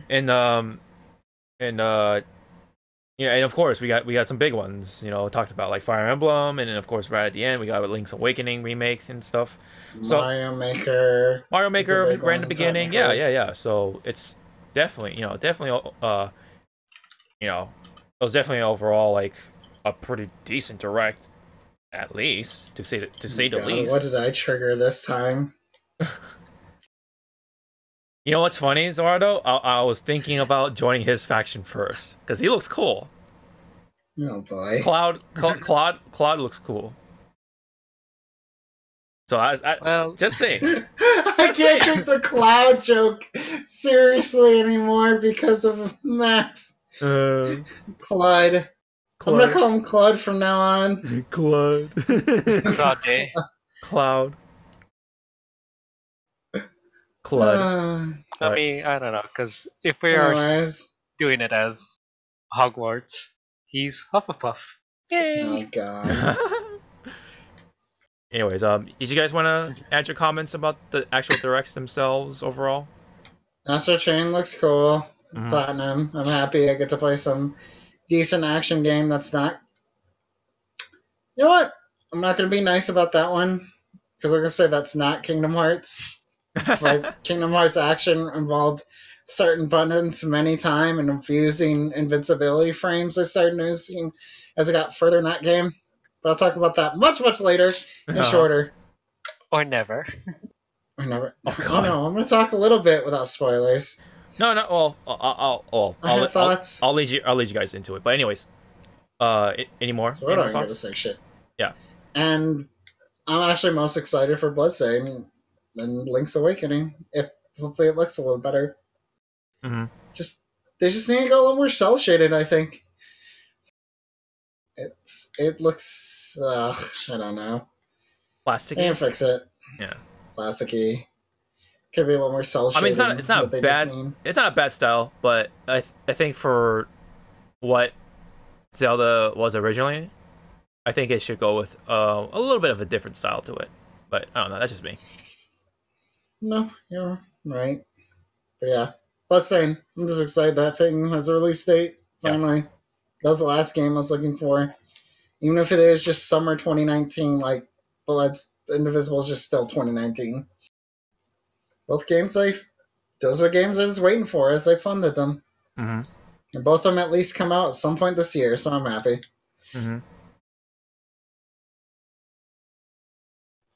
Zawarudo, you wanted to say something? Astral Chain is gonna be that game to hold me off till Bayonetta 3. Yeah, God damn it. I want to know what Joker's final smash is.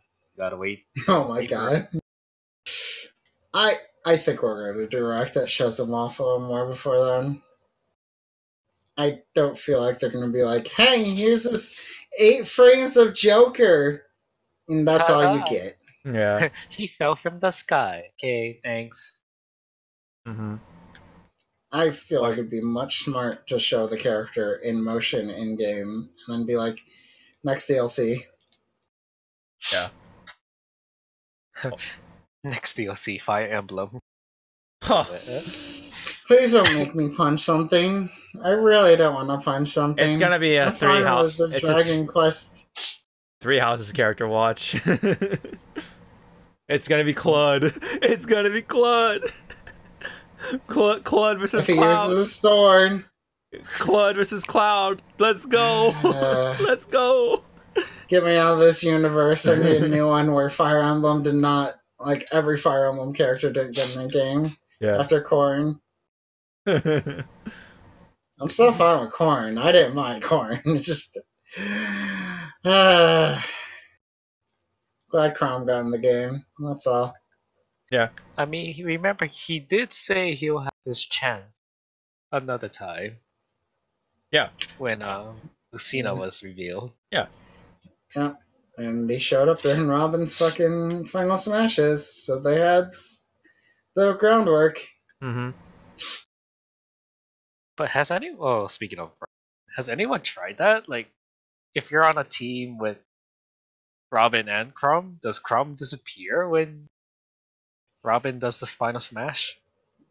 I don't think so. I don't think it shouldn't be too much of a deterrent, if that's the right word for it. I mean, because that would be funny. You'd be like, wait, where did my character go? Oh, there. Yeah, I'm not too sure. I even thought about that, even till now. Because no one likes Chrom. Some people like Chrom. Wow. What are you talking about? Wow. So. At me, people. At me. Man, that Chrom amiibo sitting next to me is just so fucking sad. That was from the Fire Emblem Heroes game. Chrom will get an amiibo. I'd be surprised if they make another amiibo for him. Oh yeah. Oh, that's another amiibo I have to collect. But anyway, we can probably move on from there. The direct, well, it's pretty good. Yep. But there's some interesting news involving with Platinum Games once again. Yusuke Hashimoto, director of Bayonetta 2 and other games, actually left the company. So there's not really much to it. Not much word on it from the director himself, or former director, I should say. He just wanted to probably move on from what he said. I'm just summarizing what he said. And wanted to just do something new. So hopefully we'll see some future stuff, or stuff in the future with Hashimoto. Best wishes, and hopefully we see some cool stuff. Anyways, someone who doesn't want to see some cool stuff is probably Mr. Wiz, because he was very, I don't know, like, he kind of jumped the gun, it seemed like, with the whole thing with Evo Japan, with the girls bouncing up and down, and stuff bounced. Anyways, so there was a little demo going on, like a demonstration, sort of, with DOA 6. And there were two models, making fun of the physics of the boobs. Probably along the lines of, that's not how boobs work. So they're showing off how boobs worked. Maybe. I'm just theorizing. I didn't actually watch the full fucking video or this incident. And then, there's even some butt slapping, But overall, it was along the lines of just making fun of a game. They're just having a conversation. That's how Japanese people are. They're very talky during these kinds of demonstrations, and some of them can be very rowdy about it, if that makes sense. A little wild. They're very expressive, I guess you can say. And I guess in the subject, they're just showing how boobs work. All right, that's fine. It's all part of the human body, whatever. But then they're having someone was playing bass. I don't know how you pronounce his name. Bass. Is it Bass? Bass. Okay. So Bass was doing a power bomb on Neo Tengu, and someone decided to stop right at the frame where Bass looked like he was eating her out. Oh yeah, he got a little giggle out of it. So it was right at that frame. I'm not gonna put it up, but people should know what I'm talking about. He was eating her out, and they were making fun of it. Once again, they were just having a laugh, right? And then at some point after that, or right at that point, the stream cut off. It blacked out, for like what, a minute or two or something like that. So for a couple of minutes, I should say. Because I actually wasn't there. I was like, I think I was out during the time. I just saw some tweets about it. I was at work, so I have no clue. I think I was at work as well, but yeah. And then the tweets about the core values popped up. I was like, what the fuck's that? What is going on? What are they talking about? As soon as I came home too, like I saw it in the chat. Core values this, core values that. Like, the hell's fucking going on? And then I kind of read up on it. I saw people tweeting about it with the clip and everything. I'm like, oh, okay. So I understand the context of it, and Mr. Wiz went out and apologized about it. People were giving him flack about it because he talked about core values and stuff like that.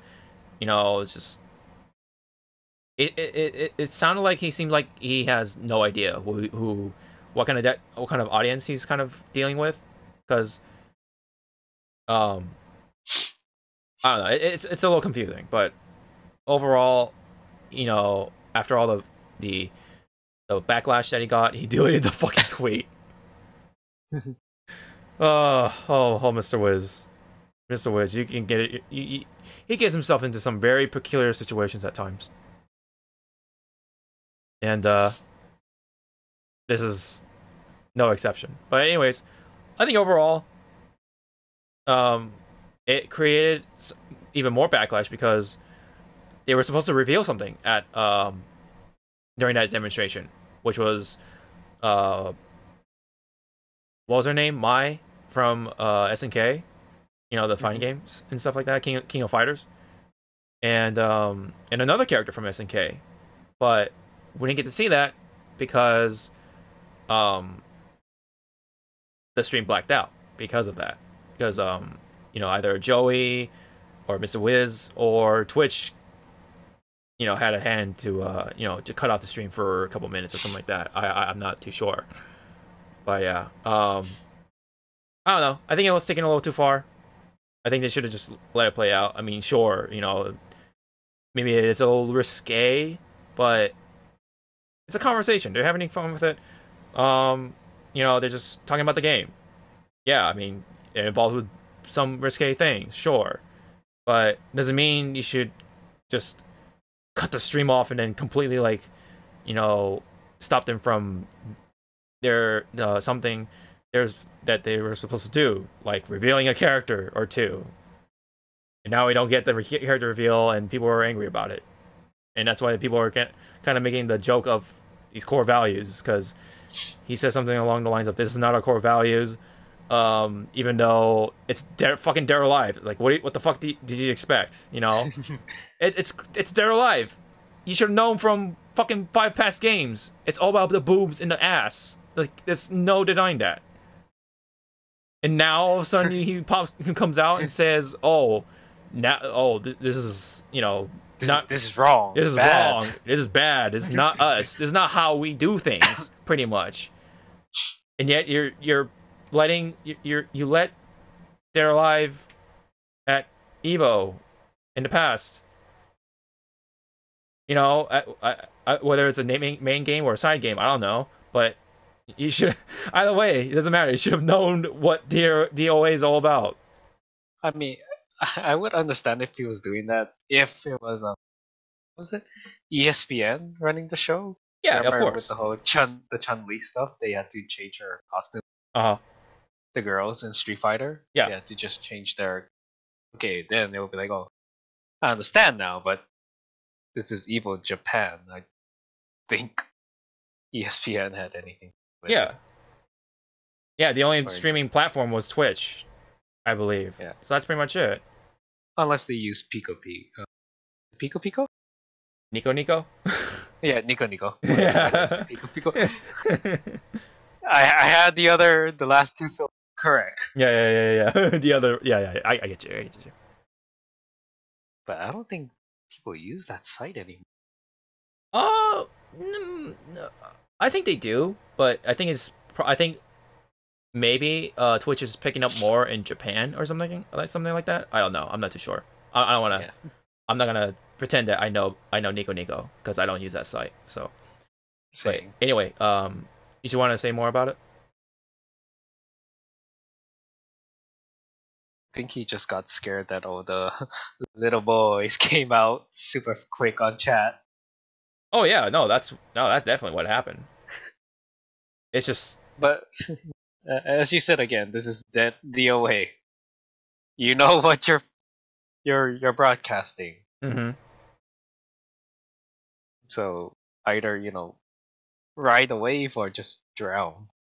Or don't even start the wave. Like don't if you don't like what DOA is all about, then don't have DOA. Then just then don't even mention or don't even have DOA a period if you don't like it. Like if you don't like what it's about, just then okay, then the developers can just have their own thing or their own little reveal. They'll do it somewhere else, but you gotta let them know. Otherwise, if you're gonna just fucking pull the plug on them all of a sudden, then it's like, what the fuck? Like, now we can't What happened? do our thing because you told us to do it, but you cut off the broadcast and we couldn't do it. It's just, yeah, it's a mess. It was a mess, and Yep. Joey kind of handled it rather poorly. Did you want to comment anything, Michi? Not really. Yeah. It's a whatever. Yeah. Things happen. People decide to do shit. They regret it later. Mm-hmm. Repercussions probably won't be that terrible. Yeah, it's gonna be a very short term kind of situation. Like people are gonna get past it. I mean, maybe something was right in the fine line of like TOS, which is always a worry with Twitch. True. Like people make jokes about TOS all the time. Yeah. And then all depends on the context. Like, what is it? Originally, Twitch hated people in like any female in bikini, but if there's a reason for it because IRL streams and that exist, then it's not as bad. But if it's just some chick bouncing around in bikini trying to get subs, then they're like, no, don't.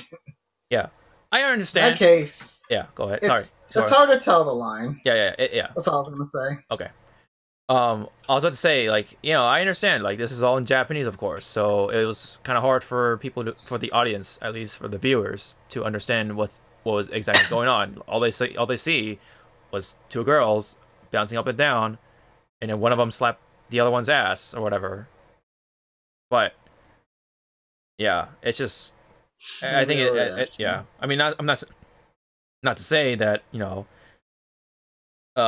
translators and subtitles should be a thing, but because that takes up time and resources. But again, it's a thing in it's just a thing in Japan, or it's a thing in a completely different country, and you just let it ride out.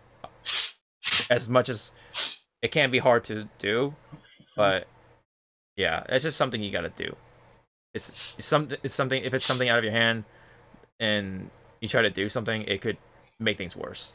And just like it'll just only make it worse. Yeah. The only other note was going to be like to finish up a bit because little bit offish. It's not SNK. It's specifically. Oh my god, I lost. Oh, here it is. Let me double check. I'm not going to say you're wrong, but I was just saying they said 2 fighters from King of Fighters. Yeah, a second King of Fighters guest. Mm-hmm.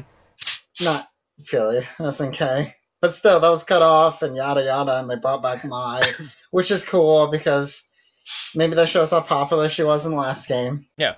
Let's get off the sour note and talk about the good thing, mostly with more Evo stuff. Yeah. All right. Yeah. Got a little too into it. So let's talk about the good things that came out about it. So yeah, obviously, Mai and SNK character, one more SNK character will make their appearance in DOA 6. King of Fighters specifically. Oh, King of Fighters. Which we had a guess already. I have a guess, and Leona's super effing powerful. Apparently popular, so I'll put money on her. Leona, you said? Leona. Yeah. Yeah. It could be. Yeah, I would say it's her too. I'm just gonna say possibly. It could be Kula. It could be Yuri. It could be King. There's a lot of female characters, so it could be up in the air for all we know. So And the second, no, that was a say bit. it was a female character? Just oh, you're right. It just says a second guest character. It could be male. Yeah, it could possibly be male because. You know what? Fair. I'm with you on that one. Maybe because who are we missing from? I don't think they put Terry because Terry's weird with the projectile bit. It'd have to be. Although Maya throws fans, I think. Yeah. I never watched her in DOA 5. I think she does. But you can sidestep it real easy, just like in Tekken. So Like I don't think that fighters? matters. I think some characters throw projectiles anyway in DOA. Some of them. You know what? I changed my mind. I hope Terry gets in then for male. Where am I? Put in Terry. Yeah. Maybe I'll play it. I still have no care for DOA, so that's really funny. Still whatever. That's really funny because there's another blonde character like what's his face? Jackie Bryant from Oh god. Virtual Fighter. I'm just gonna make a joke that Max would then fucking play that game even more. Because there's no way Rock. As much as a lot of people love Rock, I doubt it. Yeah. Or Geese. Geese is super popular. I forget that one. Yeah. And plus, he technically has counters. Yes, he does. He would fit in the game very well. Just his counters lead to like a lot of damage. Too bad he's not in grand finals for a certain game that we were mentioning earlier that we're watching. Oh yeah, Tekken 7. It's grand finals with Shaheen and Kazumi.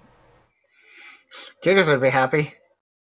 But and also, both countries that are represented right now are not anything. Oh yeah, there's no Asian. There's no. Well, I mean, technically Asian, but you know, not Eastern Asian. Excuse me.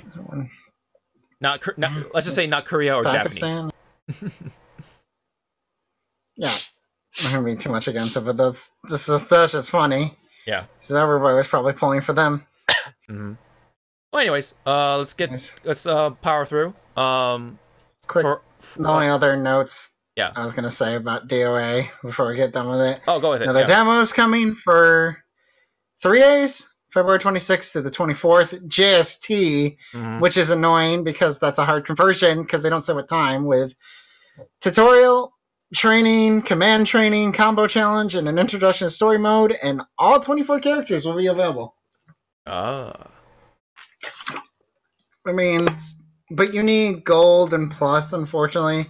So if you're on the fence about DOA, and you can find some way to get PlayStation Plus or Xbox Live just for a couple of days, which probably easy exists, and you want to try one of the 24 characters, recommend it. Especially since that game comes out like 2 weeks late. I don't remember the new date. It's March, right? It's in March. That's all I'm going to say. It's in March. Yeah, you know that month that has too many games in it right now. At least for you. But there's too many things happening in March for me. Yeah. It's Sekiro, Dante, Don't May Cry, I mean. Yeah.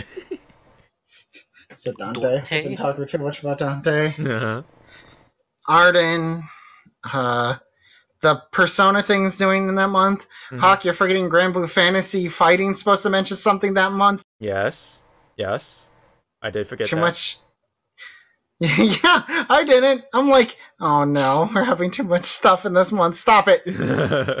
Not E3. Go away.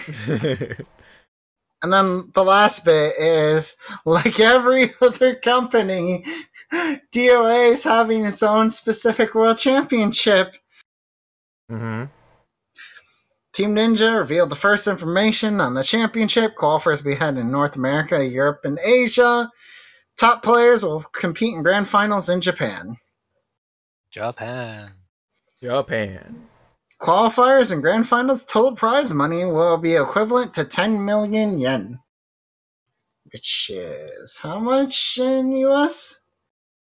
Sorry. $1. Repeat it. I'm sorry. 10 million yen is the total prize pool from qualifiers and everything. That should be $100,000. Like $100,000. 10 million, right? Okay, that's a pretty nice. Yeah. Yeah. So take off 2 zeros, and what do you get? Yeah. 100,000, which are going to be split up against all those events. Huh.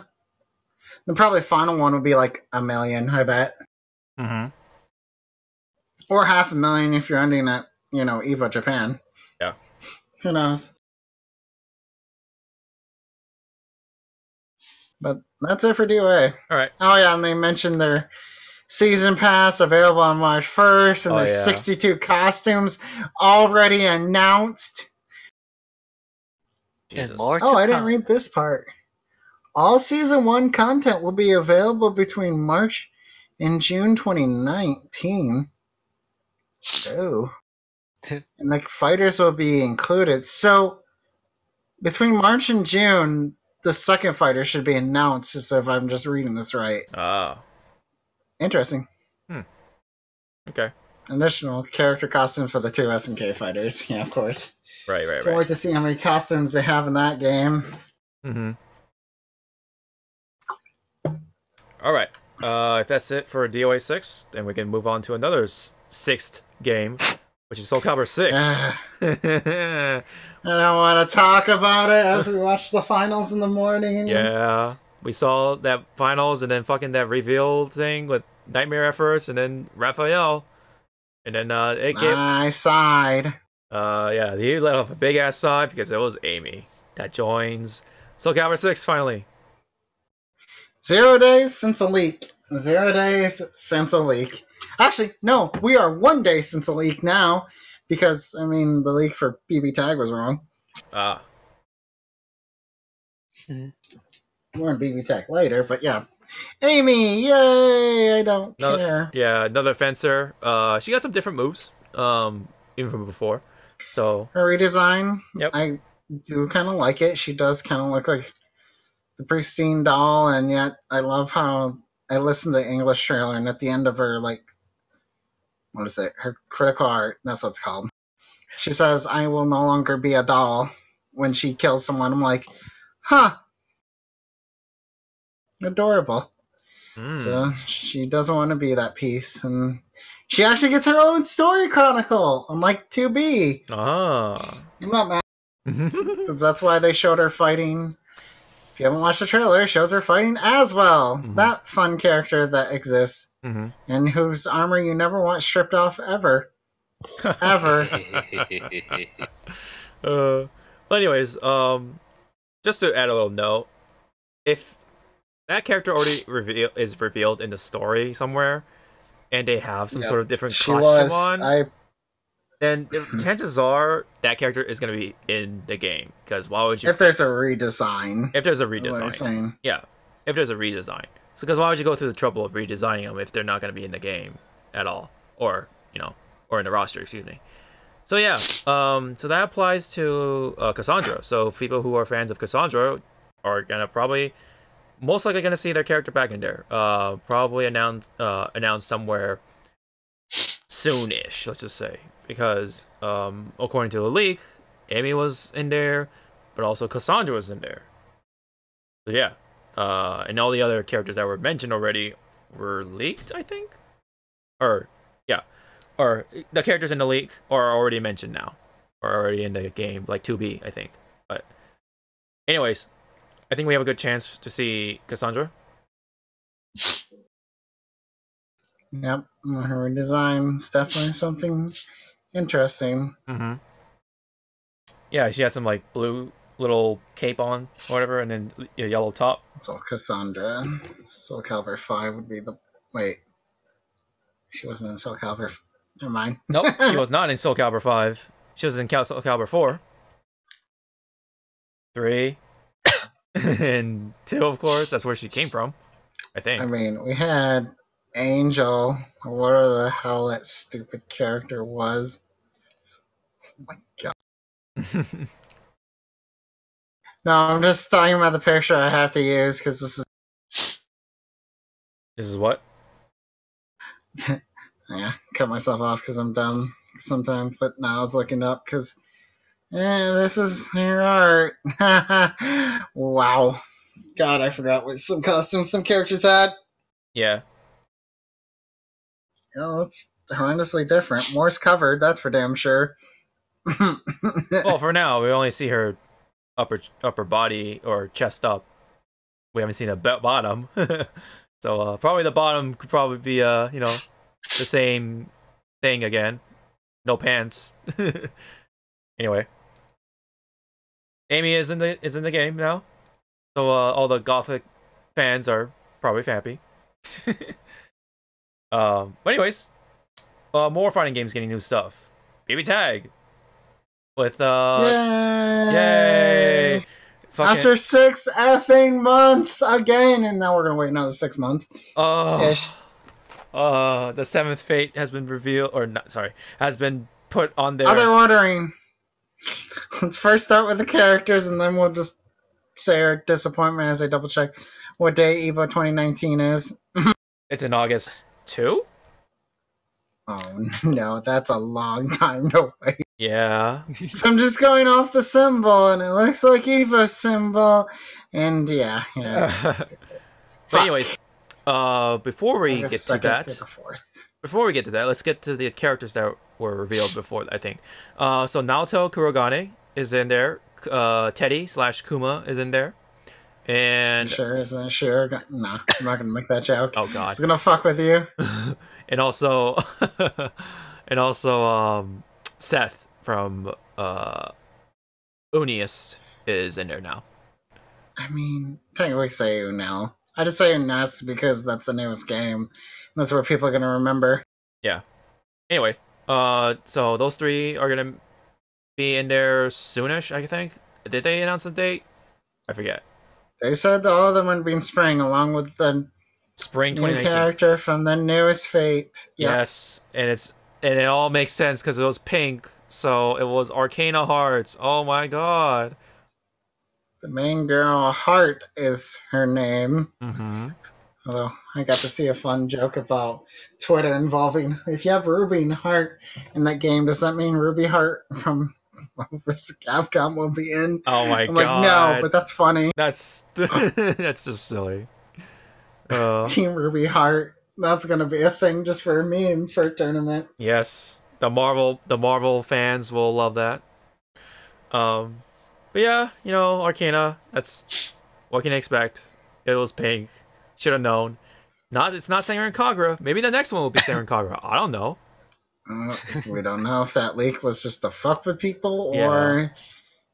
I mean, that leak doesn't consider real right now, so. Yep. That's a whatever. It's whatever. It's up in the air.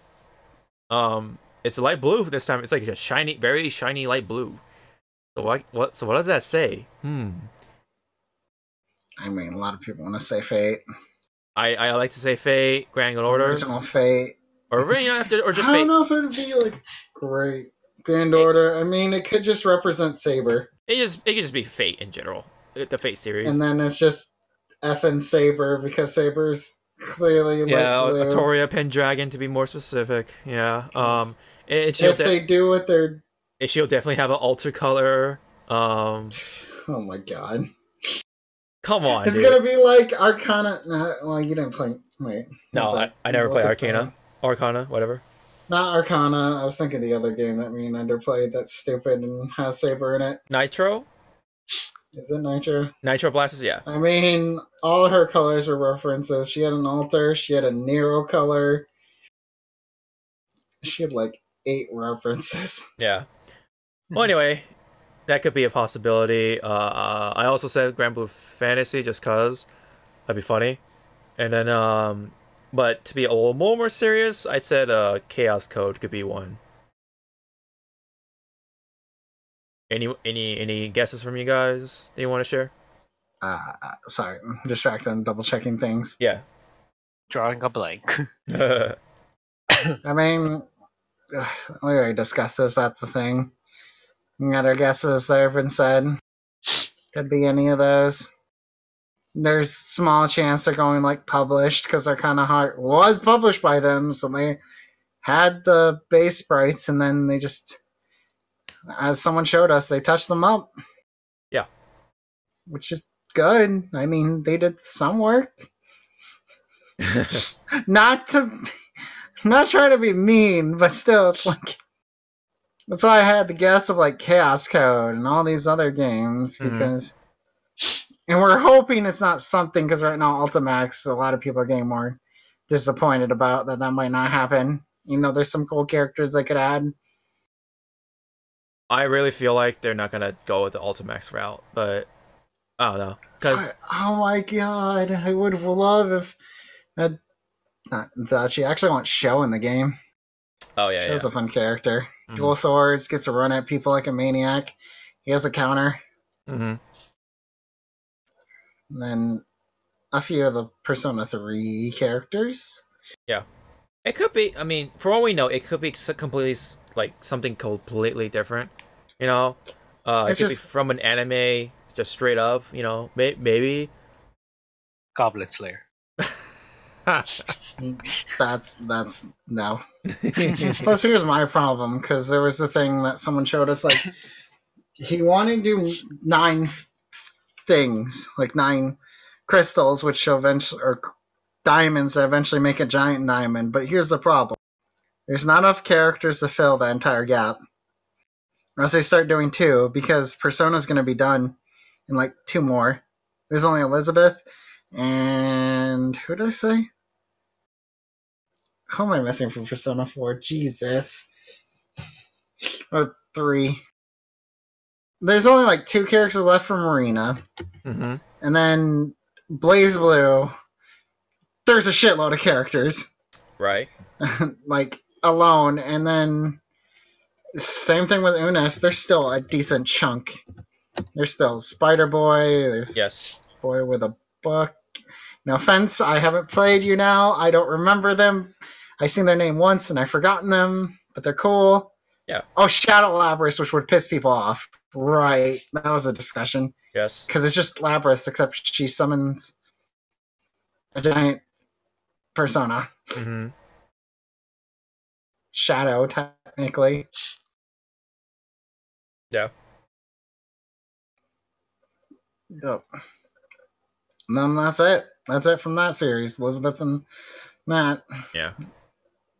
All right. Well, we'll hold off the tinfoil hats for now. Well, we gotta get into Kingdom Hearts 3, and so we're gonna do this. So, since you guys kind of really feel like you really need to open up in order to really express what you think about the game, I'm gonna step out, and once you guys are done, just ping me. Oh, I'm not gonna super. No, you can stay. We're not gonna super open. I don't care that much. Are you sure? Are you sure? Plus, I don't want to spoil it for people who want to play it. Whatever. Okay. I'm fine. If I wanted to super, I'd be like, yell at Josh or Todd at some point. But they may never return. I just was like, when I said that 2 weeks ago, I was like, have our initial thoughts, how we're feeling when we're early. Like me, I was super early, and then I went through everything. Yeah. And then later. Mm-hmm. Okay. How I felt about the game. It ended. Had a good and decent ending. Mm-hmm. That's my opinion. The combat did become triangle to fucking win. Mm-hmm. Okay. And I didn't have as much trouble with some boss fights as people were saying. I died once, and involved a giant... It involved me being stupid against a giant fucking ice monster, which Zawarudo may know about. Oh, that one? The first time you meet him? Yeah, no, I got stupid because I didn't understand how armor worked, and he fucking killed me. And Donald didn't fucking heal me again. Did you not put Donald, in the Unrestorative? No, I'm ballsy. Plus it was proud and a joke. That's your Nah, I could have healed myself. 2. Okay, so here's a note that I'm going to have to go back with Zawarudo before Zawarudo gets thoughts. Are we talking about the bit in Frozen where you're basically playing City Escape and going down a mountain in laser beams, have bullshit hitboxes and nearly killed me? Yeah, I nearly died once during that, and I'm like, I think this is what Zawarudo was talking about, because I clearly jumped over a lot of them and it still hit me, and I'm like, if I die during this, I'm going to assume I'm going back to the beginning and going to hate this. I didn't, but I almost did. Okay. You were living on a prayer. Yeah, I was. I'm glad that's a bit, because I thought you were going to say the singing bit. Right. Well, I mean, yeah, it's the singing bit. I kind of wanted to throw my disc out. Let it go. Nope, that's it. Where's the disc? I don't have a disc. I have a digital copy. Chuck it Chuck the hard Hear drive. Hear it? Chuck the hard drive. There, it's in the. I've already dropped my PS4 several times. Don't give me that. It's had some unfortunate mistakes when I'm bringing it to some place I'm not supposed to borrow its internet. Mine got dropped a couple times accidentally. I'm like, please don't die, please don't die. And then I had a dust issue. Oh boy. And I blew it out horrendously. Like, it shut down twice on me within like 10 minutes after I'd leave. I'm like, I'm assuming this is a dust issue, and I just got a can of air and suffer through the cold bit because I forgot how cold those cans get when you're using them. Oof. Mm-hmm. But yeah, anyways, I enjoyed most of the worlds. Okay.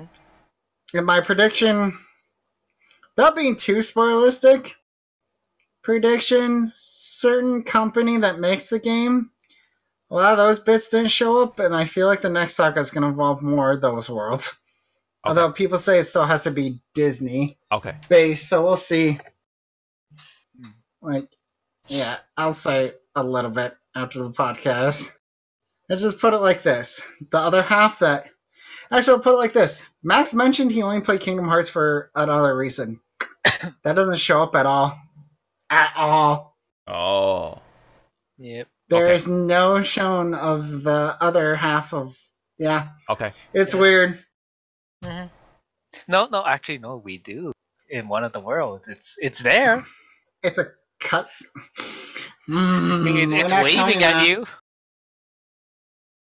Yeah, that cutscene. That intro cutscene to that world. And it's just like... I got a like I said, Nomura Spy. Yep. Like, I think that cutscene was pretty much an apology. Yeah. Just showing that. And a reminder. Like, oh, yeah. Thanks. I'm still going to try to make this game, maybe. It just might be part of your next series. Which, again, Nomura, thank you for finishing the Xehanort.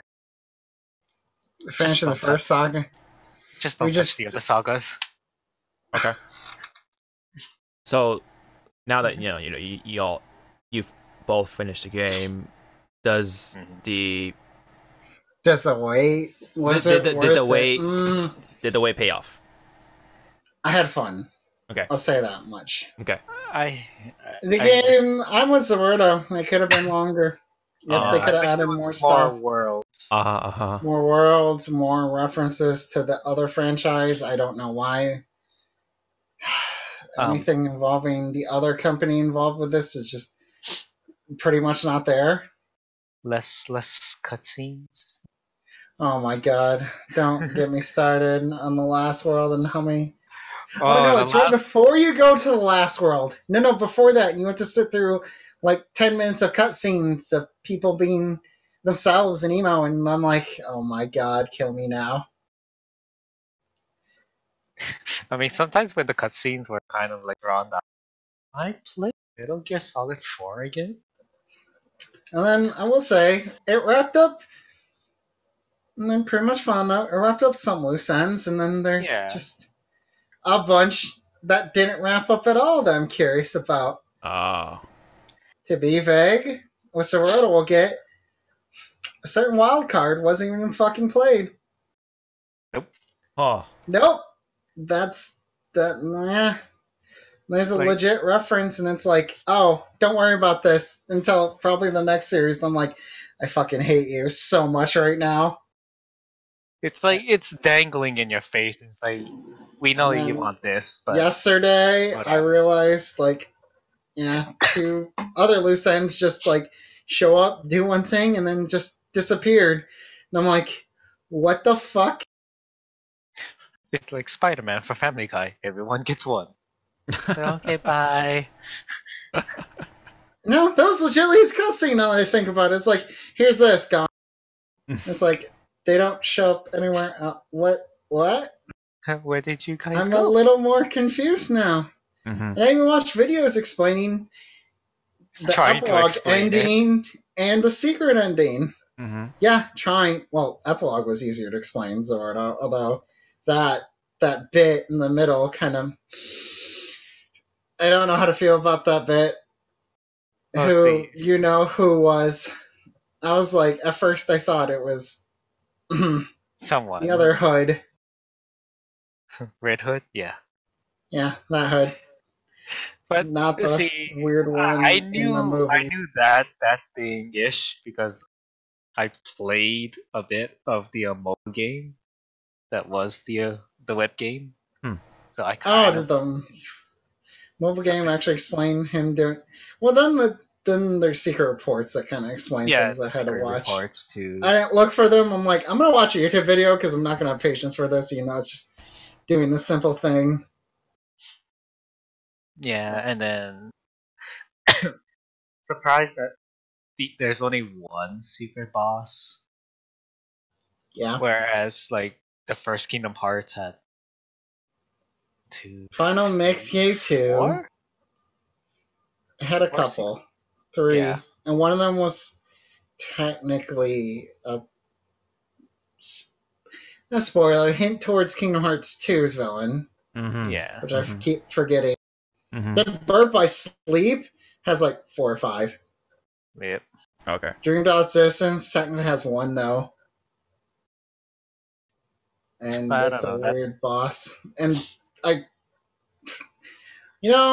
Josh and Todd love that game. Just watching people beat that secret boss is some of the dumbest shit I still watch. Balloon Naga. That's all I'm gonna say. But I don't know in Kingdom Hearts 3, once you make Ultima Weapon, oh my I god. didn't do that. I just maxed I just abused the original Keyblade because I'm like, I'm gonna just do this game with base Keyblade, and it still was stupid I kind of because want to do that invincibility on frame. my next run on Proud Mode. Just use It's not hard. I I did know. switch like Herx because the fucking command is stupid. Although, speaking of cameras that have problems, that's one of them. When you go on the horse ride, the ending, that camera kind of, it does this stupid shit where it like swishes around in your face, and I'm like, no, don't do this. You kind of make it hard to tell what I'm hitting. Now, see, if you really want to get angry about that particular ride, do it in an enclosed space in the corner.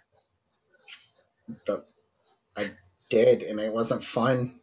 Still, I stopped using Herc's Blade afterwards and just used Kingdom Blade because I was abusing, like I said, same thing probably with Ultimate Blade. Like, you can abuse turning into form and then popping out of it because I think you can use Finisher instantly, and it gives you a bit of an invincibility, which makes no sense.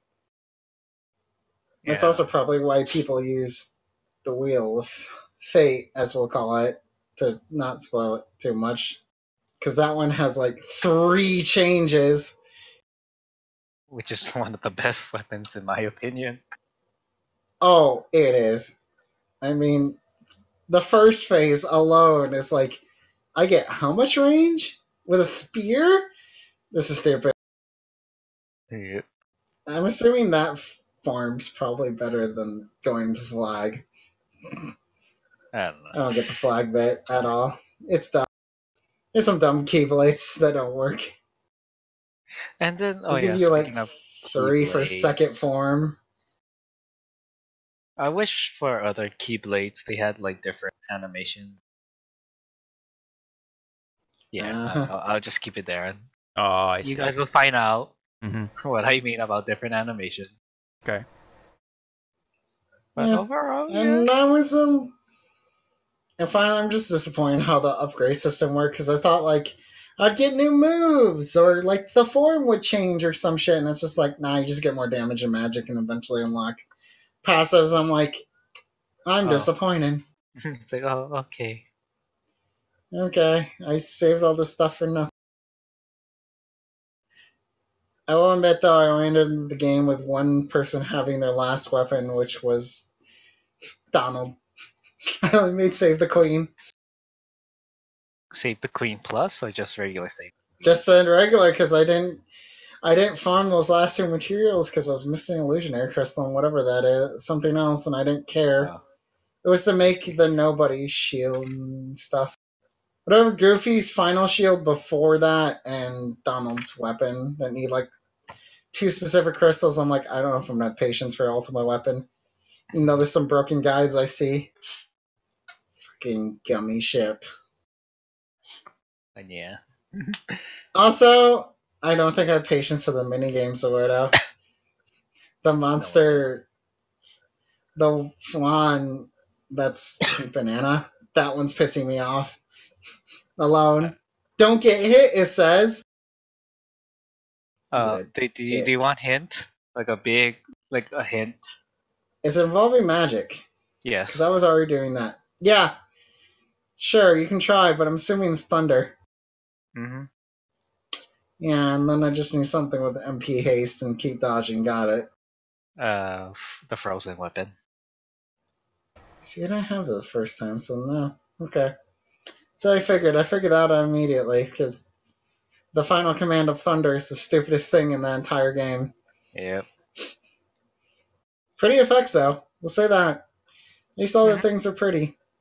Pretty FX, but if you have a PS4, your frames. Which again, dropped. I don't understand. Those PS4, you are 30 to 45, and here's Xbox. And Pro doesn't get much better. Dang. I don't get it. I don't get it, because you would think that Sony and Square Enix are this close, buddy, buddy. Yep. So you think they would try to at least, optimize on the PS4 or put the priority on the PS4? Okay. But our notes are for people. If you're an Xbox One X and you can play Kingdom Hearts or want to play it on that, you'll get 60 FPS. Mm-hmm. Unfortunately, it's only on that because no one made a PC version, which is something so Square Enix weird. Doesn't like to do. That's so bizarre to me. Anyway. I don't know. Anyway, well, it's because Microsoft said, here's money, make our version better. Yeah, I think that's what happened. Because didn't Kingdom Hearts show off on Xbox first technically? And you're right. Yeah, you're right. It did show up on the Microsoft conference. Yep. And it barely showed up on the Sony conference. Money to fuck over a version to make people start realizing more and more Sony's kind of not. Yeah, this will teach Sony to do crossplay. Nah, they still won't learn. Yeah. That Japanese version of that company has their head up there. Mm-hmm. That's why I'm glad you made that reference earlier, because I was going to say about that when you were talking about EA and them, and it's Activision Blizzard's American, while Nintendo, when they had to do that, says Japan. That's just Japan thing. They're more nice and humble and know that if you keep your workers happy, you can get shit done. Mm-hmm. But don't know, just weird FPS problems. In other words, I wouldn't. Oh, and the pre-order blades, yeah, they use mine. Second form, same thing as the other one. Okay, cool. But the what do you call it? The effects are different. The hit effects. Yeah, the hit effects. So the DLC weapons don't even matter, pretty much? Not really. Not really. If I wish I had a version, I think it was GameStop that actually got probably the best one, which was Thunder Boost. No, that was Xbox? Yeah. If it's Xbox, then I'm jealous of them, because I would love a Thunder Boost, especially once I learned how good After Thundaga was. Mm-hmm. But that move would clear a room. Also, my final note. Fuck the anchor enemies in fucking Ship World. Okay. They don't have stun bits. You hit them, they don't have basically a stun lock. They just don't care and will almost kill you several times. That's the only enemy I think I hated. Gotcha. Next to maybe some certain some certain flowers that fucking nearly killed me in a certain kingdom. Oh, no. You know what? Last note. I was disappointed in how we refaced some bosses. Is there... Okay, so answer me this. Is there a boss rush right at the end? Not of any original ones. Okay. There is one, and they're kind of disappointing, although some of them were annoying. Okay. Okay. I see. There's a couple. Let's just say that. Okay. Yeah, there's a couple. Like enough. And then the final boss, I could say, like, I was watching a video of, like, that's second hardest boss, but I didn't have problems because a certain people like it's hard to be in a certain form, and I'm like, no, it isn't. Have you seen the dodge? Yeah, you see the invincibility frames when you whoosh. You're literally out of the game. I'm like, oh, okay, why? Okay. I didn't have problems because you're legit. Your hitbox just disappears for several seconds, and you just hit things. It's kind of stupid. Wow. Yeah, let's just say they made a form from the last game that was super good, but it was RNG, and this one's kind of less RNG in a sense. Yep. And it's still just as fucking good. Mm-hmm. Okay. And it has, we'll put it like this, it has a Carmine, I can put it like this, it has a Carmine aspect. It has something that could kill you, but when you have no health, then it can't really kill you. And then you can come out of it really fast and heal yourself. Ah. Yeah. Interesting. Yeah, that move's stupid also. Anyways, thoughts, fun game. Glad I played it. Mm-hmm. Finished it. Whatever. Next series, hopefully will be better. Hopefully it's not near it, or it doesn't take 13 years. 13 years for Organization 13. In this case. Oh, God. Okay, terrible joke that's not really spoiler. Here's Zawarudo. Maybe we'll wait 7 years this time. Yeah, 7 years for the announcement, and then an additional 10 years for the God first trailer, and then another 15 years, second trailer, and then 30 years for the actual final game trailer. Yeah. Did you want to wrap up your thoughts, Zawarudo, on Kingdom Hearts 3? Is it still Kingdom Hearts 2.9 to you? No, at this point it's 2.999999999 and a half. To the third power. God. But overall, yeah, it's fun. The gummy ship battles, I would love to throw my controller at the screen sometimes. What, can't get those S ranks either? Oh no, I got them. I'm doing the cheesy way. Oh my god, did you make the stupid gummy ship I saw? Yep. The one that's pure can't. Oh my god, I don't like you. I don't know where to find that. But I saw it, I'm like. Hey, it works. But overall, I liked it. It was nice to see some characters return. Though those other characters I want to see. Who's there? But overall, it closed the Xehanort saga. So now it's like, what's next? And then there's just another book that they laid right next to it.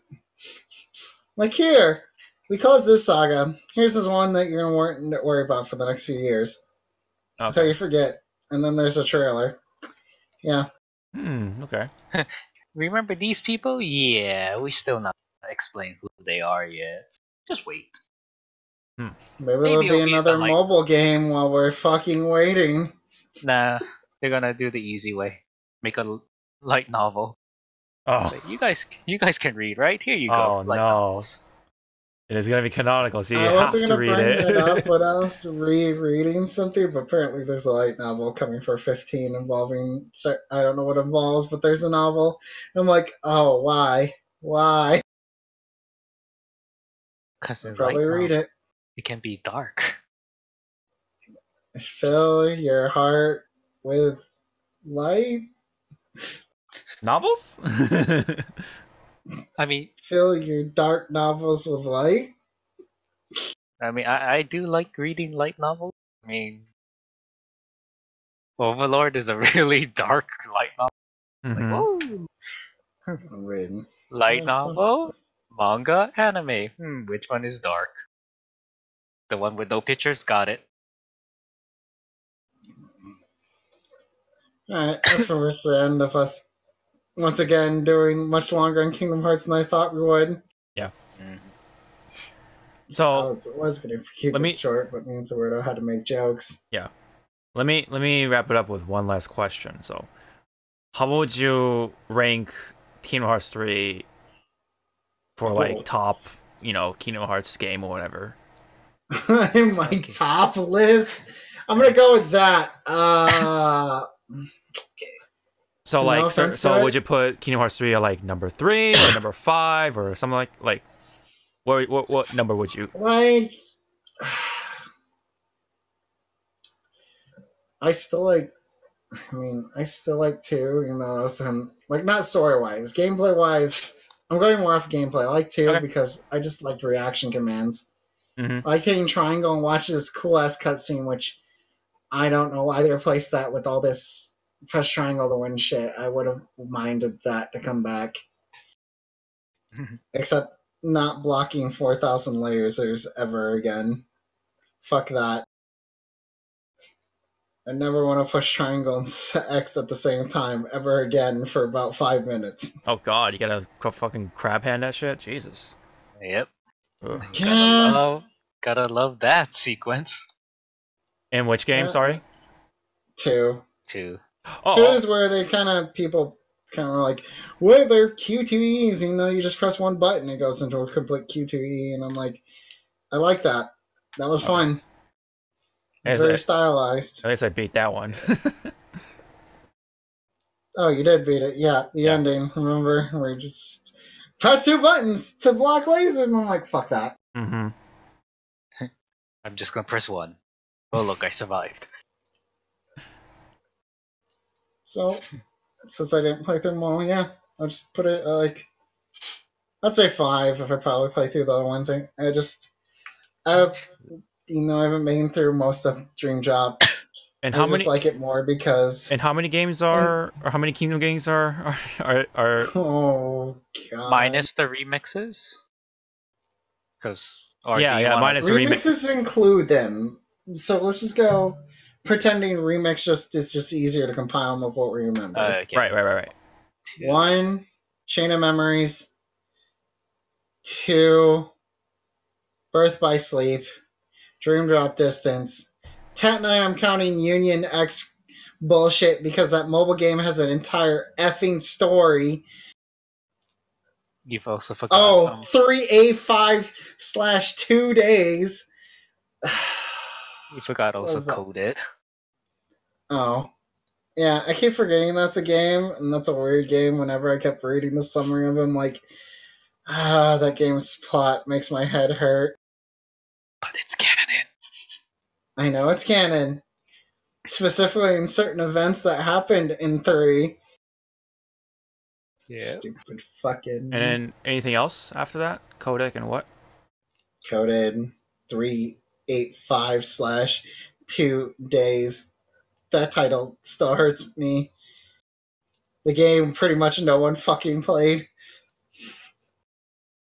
So in total, that's 1, 2, 3.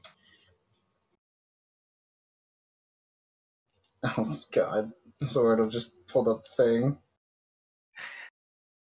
Did I miss one? I think. Well, you.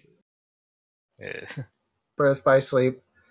And/or remakes X. Oh yeah, 2.8. I did. Oops.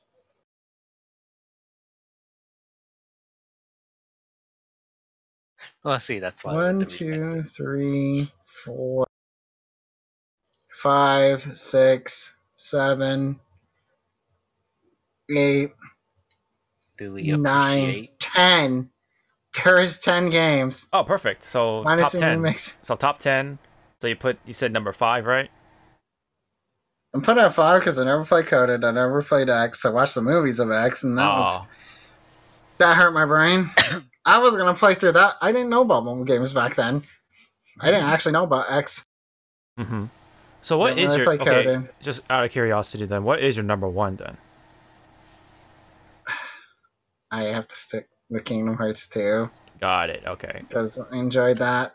As them fixing the story, because then 2 is actually where they realized, oh shit, we need to have an actual story finally.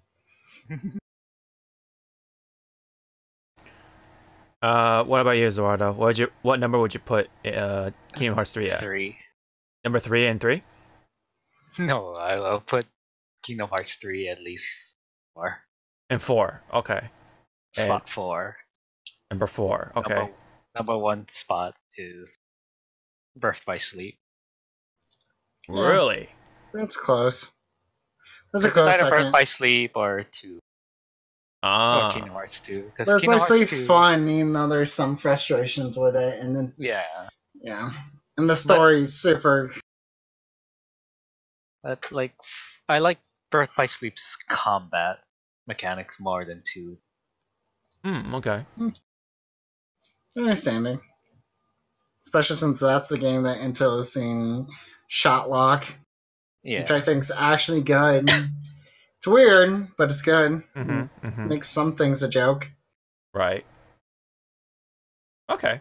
All right. So you said number 4, right? Or Zawarudo said number 4, and then Michi said number 5. Okay. All right. That's Because not too far off. Okay. That's what? actually, and to be fair, 2 just goes up is because of remix, final mix. That's what you should say. Because there's some more interesting bits. Oh, would that change your answer if we counted final? I mean, no, we because- said the game, but I didn't say what version because I think final mix Yeah. made things a lot better. Just saying final mix or whatever. Just the Okay. the goodest version of whatever. The goodest. The best. The bestest. Yeah. But I don't know. Like for me, I'm not putting the remixes into my list. Oh no, yeah. I We're mean, not counting the remix. yeah. That's just a compilation of games. Yeah, I'm not putting them in. So I'm just going based on like original. Yeah, original title. Yeah. I can't do that I never because played the remixes. you never played the Wait, so you never played Birth by Sleep Final Mix, which I don't even remember what that game changed, anyways. Oh no, I just watched it Okay. because I was like, oh wow, there it is. How much do I need to buy a game to play this? No, thank you. Hey, Monster Hunter. Oh my god. All right. Well, I think that should probably wrap it up for Kingdom Hearts 3. Close that chapter for you guys anyway. I'll eventually try to power through, hopefully, and I'll eventually get around to 3. Good luck. Yeah. We have a lot of games starting to slowly Yes. eke out that you want to play and suffer through. Still don't know why you're suffering through Jump Force, Oh yeah. which wasn't mentioned at all that came out.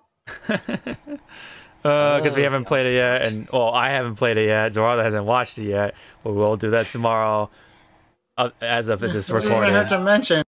It's just easy to be like, people listen to this and be like, just keep an eye on the channel for Hawk and friends make fun of Jump Force. Yes. Yeah. I mean, play the game and enjoy not jank animations ever, hopefully. Which version are you playing? I never did ask that. PS4. Oh, God. Okay, that'll be interesting. Okay, I'm just. I'll say something about Jump Force. Yes. Oh, boy. We request about it after the podcast. It doesn't involve Dio. No. Damn it. I tried. Well, if Hawk's not gonna play him, then I'm gonna be like, okay, I'm out. Bye. I'll try to keep it. We don't know how the story goes. Yeah, I we haven't don't- we even don't watched know the I don't know story. how the story goes, but if he doesn't play as him, I'm be like, hey, end. I looked at a bit and I saw Naruto and Sasuke talking to each other. And I'm like, I'm out. That's a much story I can take. I already listened to these two characters argue through an anime. I can't do it again. they're not arguing. They're married to each other. Oh my god. Zoro doesn't accept Hinata, and Naruto and Sasuke somehow ending up with Sakura, and still blows my mind to this day now I think about it. No, I just don't care about the couplings. It's just that how Naruto, if you still watch and read, pretty Also, much you forgot the better joke. How Boruto's dad and Sasuke Have a good night, argue. everyone. All right. Let's wrap it up. Let's wrap it up, guys. So we're gonna be playing Jump Force. By the time this comes out, probably there's already an episode out or something. But I'll check if there's anything else. oh yeah. I guess I don't think we're gonna mention. I'm not gonna mention Metro Exodus. I'll play through it. It's probably not gonna be mentioned in podcast. Oh yeah, I'm not really interested in Metro at Alec all. doesn't care. I just want to play it because I love steampunk games and stuff like that. I mean, you can talk about it if there's like nothing really much else to talk about, but yeah. Which might happen. Anthem will be out, so that'll be 2 weeks we can have about that game. Waiting a month. I might get it a little sooner, but we'll see. But anyways, that'll be another time. Thank you guys so much for tuning in on the 80th episode of the Hypecast. Thank you guys so much. And don't forget March, because February is a short month, and I keep forgetting that exists. Yep. We'll be back on Dead or Alive 6's release date. Oh, that's actually really funny. All right, well, anyways. That's March 1st. Oh. All right. You know the drill. Comment, subscribe, all that stuff. If you have any things to talk about that we talked about on the podcast, feel free to comment. And don't forget to check us out on all the other platforms that you're active on, like YouTube, Spotify, as we said earlier, iTunes, SoundCloud, and yeah, we're all on there. So if you are familiar with those platforms, please feel free to check us out there or follow us there, whatever. And yeah, so we'll be back for more gaming stuff. We'll have some stuff to talk about, definitely. So until then, we'll see you guys in the next episode. Bye-bye. I should have came back and been like, we'll go back to watching Eva Japan and hating ourselves. That'll be